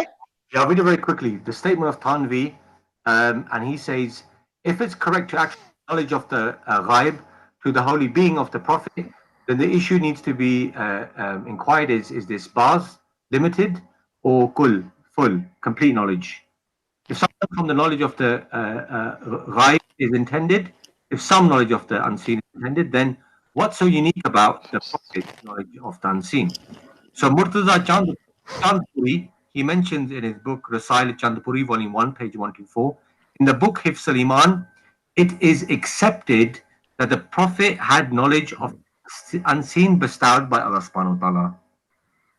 So you can see Murtaza Chandpuri is that the Prophet did have knowledge of the unseen. He's not saying that he had infinite knowledge or he had complete knowledge.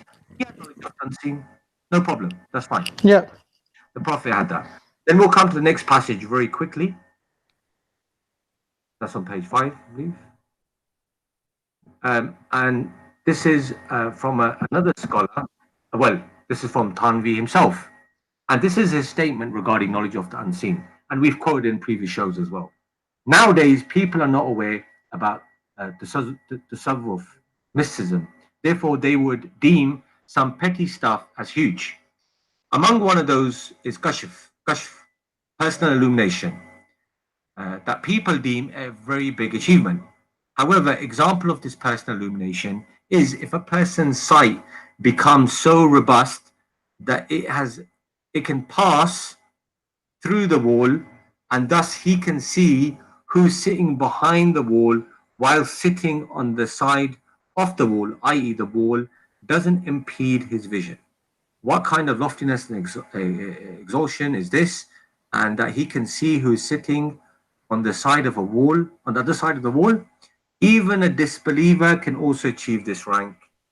So, funny that he himself is actually comparing kashf, personal illumination, to that of knowledge of the unseen as well, which Mufti Halim had this big issue that is a game of semantics and stuff.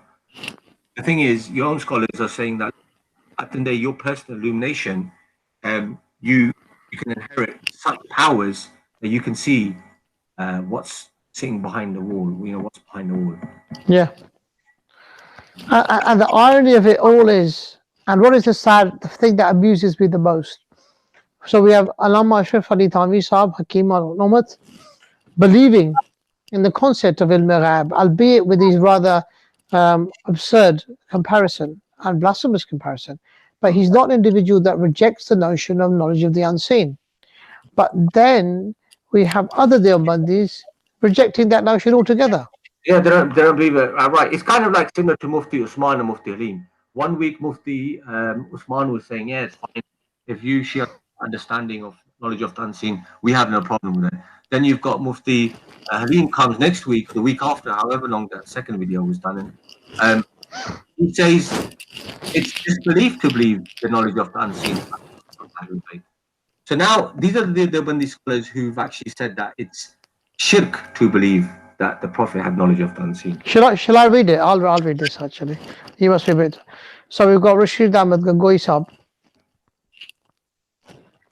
Whoever proves ilm al-ghaib for anyone other than Allah subhanahu wa ta'ala or equates anyone knowledge to that of Allah subhanahu wa ta'ala, he's a kafir.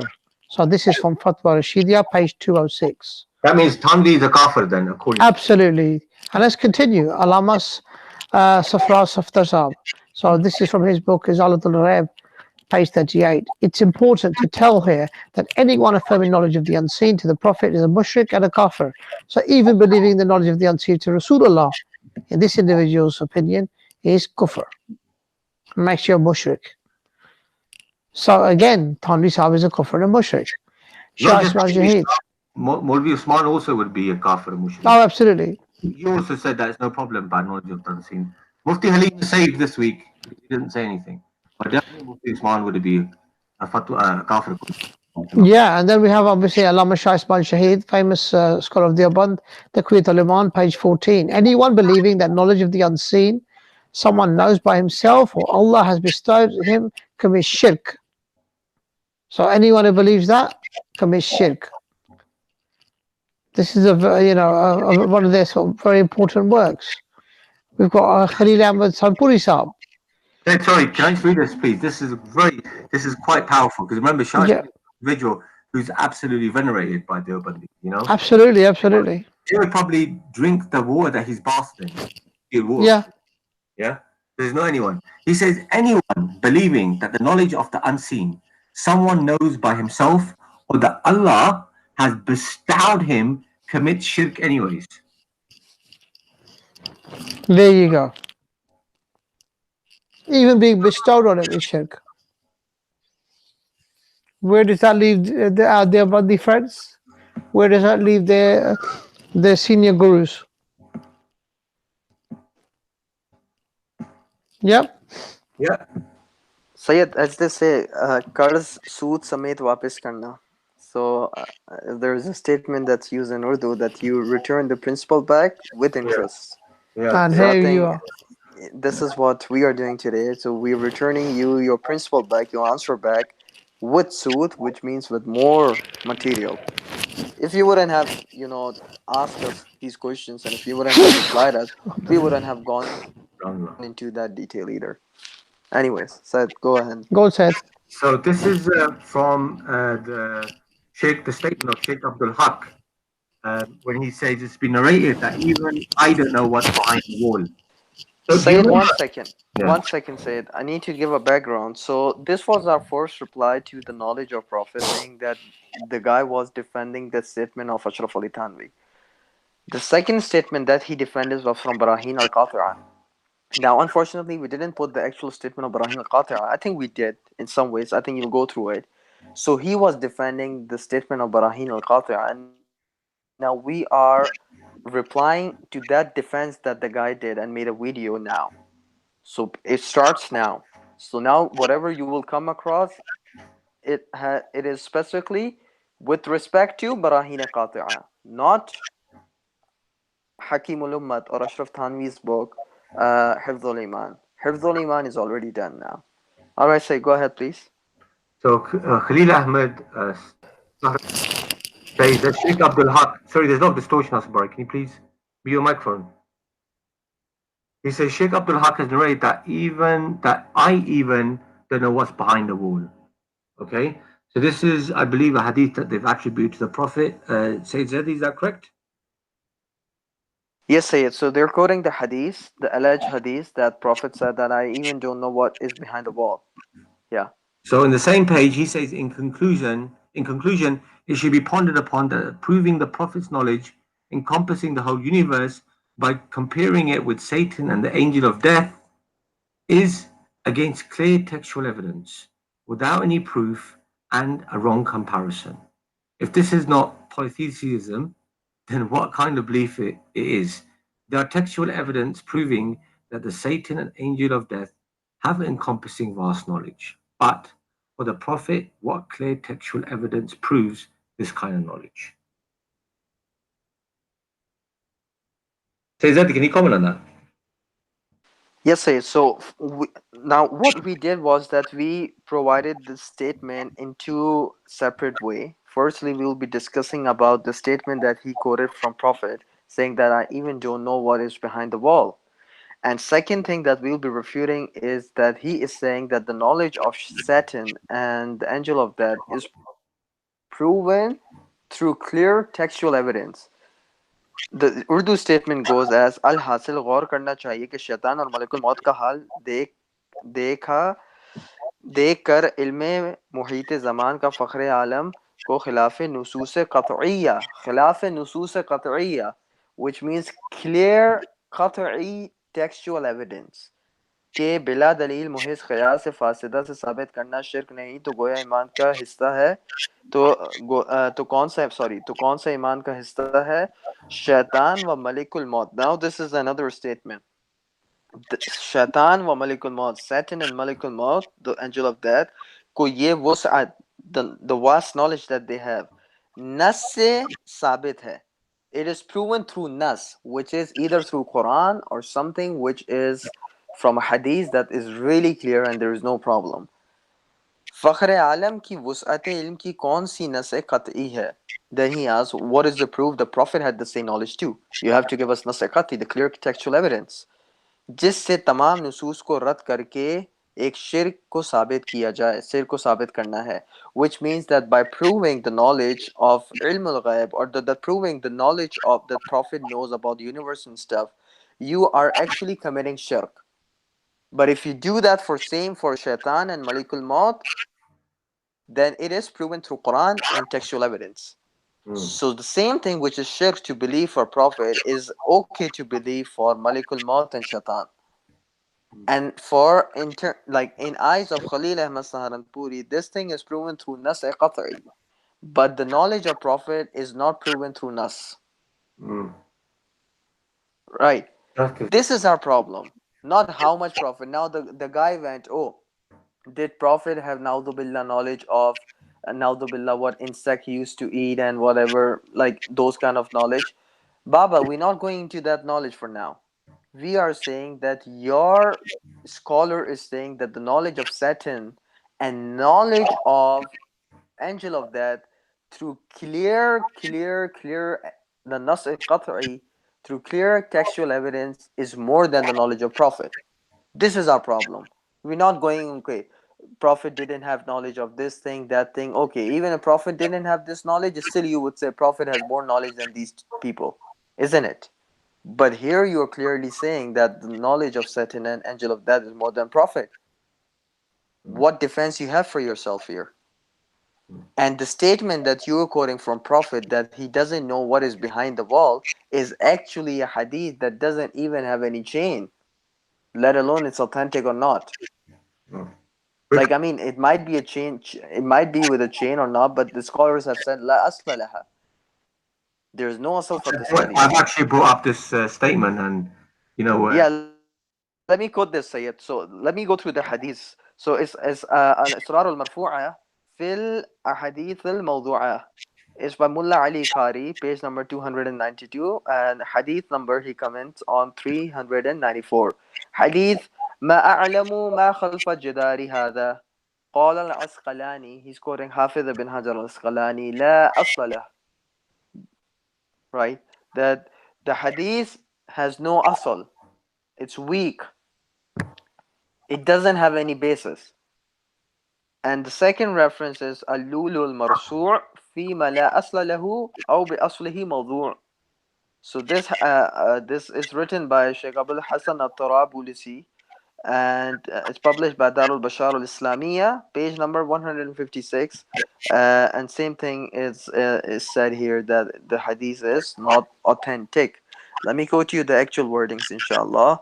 Yeah, hadith ما علموا ما خلف الجدار هذا قال ابن حجر لا أصل له.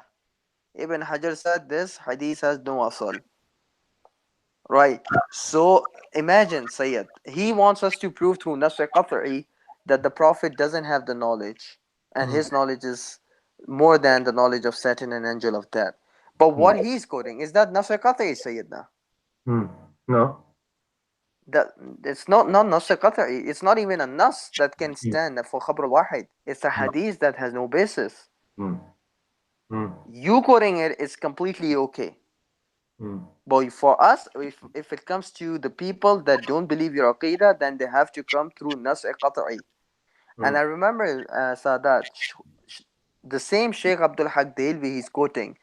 Same Sheikh Abdul Haq Delvi in his book Madarij al-Nubuwah has said this hadith is not authentic. Look, Sheikh Abdul Haq Muhaddith Delvi has quoted in Ashratul Lum'at, Sharh Mishkat, and Madarij al-Nubuwah. Both, like, he has quoted this hadith in 2 places. But in one of the places he has said the hadith has no asl.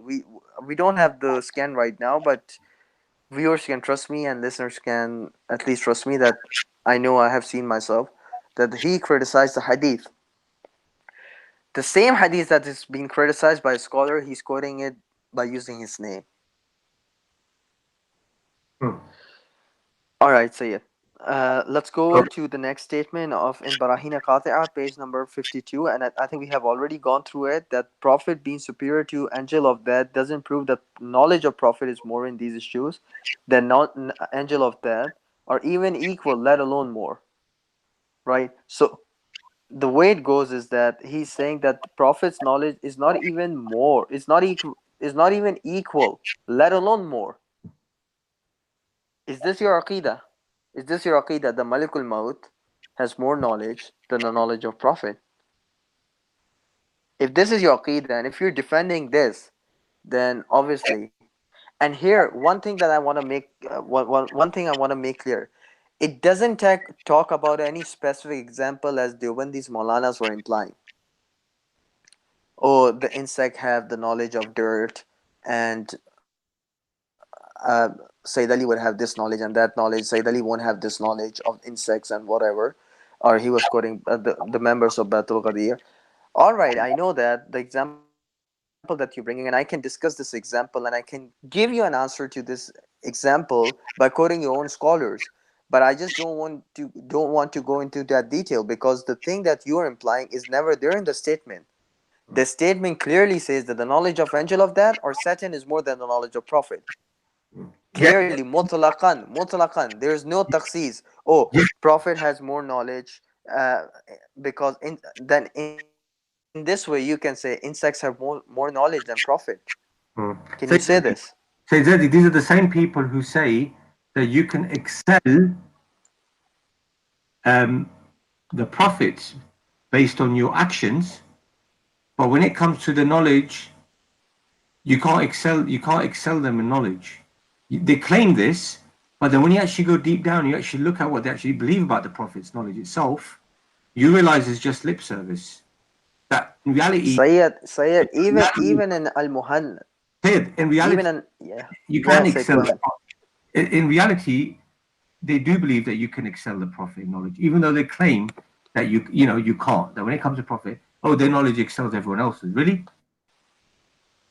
Yeah, Sayyid, it's not about they giving an ihtimal, or they giving like it might be a possibility. They have literally implied it or explicitly said about it that Prophet's knowledge is not more than knowledge of angel of death. It's not even equal, let alone more. So we leave it upon the listeners to decide. I think there's one last statement that I want to say from my side, and inshallah then Sayyid Ali and Sayyid Hassan can wrap it up. Look, we have gone through a long series. I would say really long, because we were even getting reviews from our own brothers that were saying that it has been too long now. But we still continued with it. We still wanted to make it into archive. That look, we went into a detailed discussion. We didn't let these people replied 3 shows that we did, or not 3 shows, the 3 references that we brought over. They wanted to reply that. They replied it, and then we replied them back. Now the hujjah is established on them. Either you reply all these shows that we have done bit by bit, the way we reply you. Even one reference when we quote, we give you reply for 30 minutes, sometimes an hour.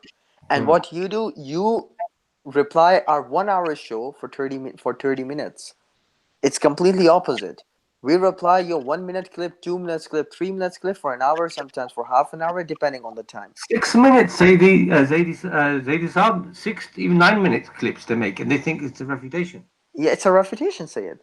Disgusting. So now next time you're replying, you just don't want to do it for your own public consumption. That you come in, you make a title response to Batul Ghadir, and then you say they don't deserve to be replied.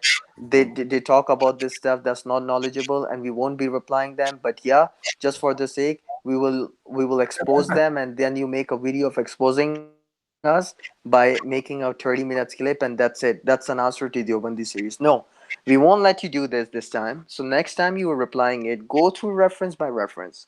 Reply as reference by reference. Tell us where are we making mistakes. Tell us where is the problem with the translation. Tell us where's the problem with our reading of Urdu here, as if like we have translated it wrong. Tell us where is our problem with reading of Arabic, as if like we have translated the Arabic wrong.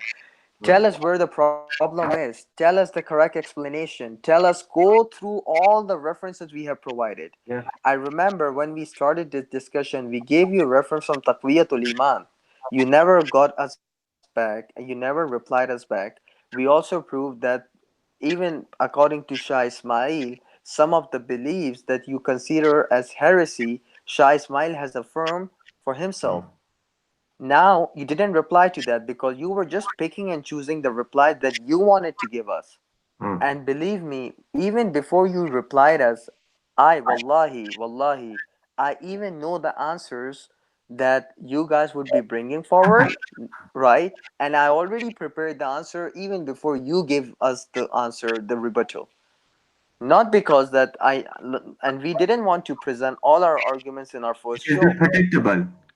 Yeah, because we know, and because when we go into a research thing, we have our devil's advocate here. We try to do jarh and we try to do as much, uh, kind of like Criticism. transparency. Yeah, we try to discuss more and more whatever things that we are to present, so nothing is left to be answered. But practically, when we are presenting our show, we don't go into that detail that we will be saying qila fa'aqul, qila fa'aqul, qila fa'aqul. No, we don't go into that. We only do it when you bring it over. And trust me, if you guys remember, you guys were saying, "Oh, bring us the statement of Nanotui." The Deobandi defenders are here to defend it. I'm just paraphrasing. I'm not quoting his actual words. Okay, you didn't even reply the Gangohi statement that we brought forward. Sorry, Nanotwi's statement that we brought forward, Qasim Nanotwi's statement. You didn't dare to reply. And even if you dare to reply now, I'm saying it on record, and inshallah people can listen to it. Even if you dare to reply now, I already have the answers ready with me. I know what would you be replying, and I have already all the answers ready with me right now. We're waiting. We're just waiting. As soon as you will Say Zeddy. have Say the Zeddy. say it. They have the audacity to ignore the fact that we presented from their books that they believe that scholars like Qasim Nabi would receive some sort of heaviness in his heart, like some sort of revelation in his heart. We showed from their books that the fact that their scholars even knew the certainty at the times of death of certain individuals, and yet they have the audacity to say that knowledge of the that the Imams of the Ahlul Bayt Islam is something which is not possible. We shown from the books how they believe, how Gangohi, his words, his statements, they were they were on the arsh of Allah subhanahu wa ta'ala, right? We showed from the books that the fact that these people believe that you could even write verses of the Holy Quran on the private parts of the body, right? You can attach verses of the Holy Quran to the private parts of the body, yet they have the audacity to say, oh, well, you have this word and we feel as if it means vagina. Yet their own books have usage of words like, fuck, clitoris, and all sorts, sucking the penis. And Sayyid, they don't have moral capacity to stand against us. Look, we have literally presented over 25 hours of our shows, maybe 20, between 20 to 25, or maybe more than 25 hours. God Yeah, knows. correct. I wasn't counting, right? 25 hours of shows in English language only on Deobandism, and the accusations that we're bringing forward, I think it's a landmark thing that we did. Not praising ourselves, but it's something that was not done even by the staunchest opponents of Deobandis and English language. I can guarantee you that. Go on YouTube, go on Daily Motion, whatever video sites we have, and see who has done the shows like we did. No one So has. now I don't want an answer from these people, or we don't want the answer from these people by making a 30 minutes clip and saying we replied to Batul Ghadir. Trust me, I think this was the final nail in the coffin, and Alhamdulillah, I think we again. I personally apologize to the listener and the people that really had to go through with us this long. Even when we started it, we weren't thinking that we would be going that long, but I think it got bit lengthy, but I think it was the need of the time, and inshallah I think one chapter is being closed now, and we won't be going into detail. If we are being replied again, and if the reply is of the same quality as if they're giving, I don't think so we'll be even bothering them to give a reply. Thank you very much. Alhamdulillah, it's very, very yeah. true. I think All right, Sayyid. I think it's been like I said, it's been a very, very long journey, and we've got to our destination. Yeah, That's why instead of dealing with the arguments, they jumped on the topic of mutta, which was really funny. absolutely. Rather than deal with the arguments, they've jumped on the topic of Mutta. And don't worry, we're watching them. Inshallah, we'll deal with that as well. But as it comes to the Deobandis, I feel that I'm confident enough to say that even if Allama Ashraf Ali Thanvi's Mamu Jan was to get up from his grave today, he wouldn't be able to address those topics that we've done. Particularly, we're still waiting for that narration from Rasul Kafi. So really, I think that kind of completes our series on Deobandis. I really want to thank Brother Sayyid Zadi. He's been the real backbone of the research in this topic. Jazakallah, brother. Allah reward you. And of course, Sayyid Ali. I apologize to viewers with the words that were used in today's show as well. Yeah. Apologies again, but Yeah, definitely. I think I was sitting with my mom, but I had to go to a different room to do this program today. So it was really explicit today. Yeah, exactly. Fortunately, my son was snoring, so I was okay. But I just had to, again, thank you, brothers, for all your assistance in these shows. Inshallah, like you said, I think it will. It's testament to the hard work that has been done, that we've completed this series on Deobandis. Inshallah, that will benefit the community today and in the future. If brothers and sisters are having any sort of harassment or problems from Deobandis, simply they need to refer to this series, and they'll have enough responses therein. I think that concludes everything. Our journey is complete. Deobandi, we can take that one off the menu. We've dealt with this, and it's off. We've got fresher fish to fry now. So thank you very much, brothers. Sayyid Zadi, Sayyid Ali, Jazakallah. Remember us in our du'as, as we shall remember you all. Assalamu alaikum.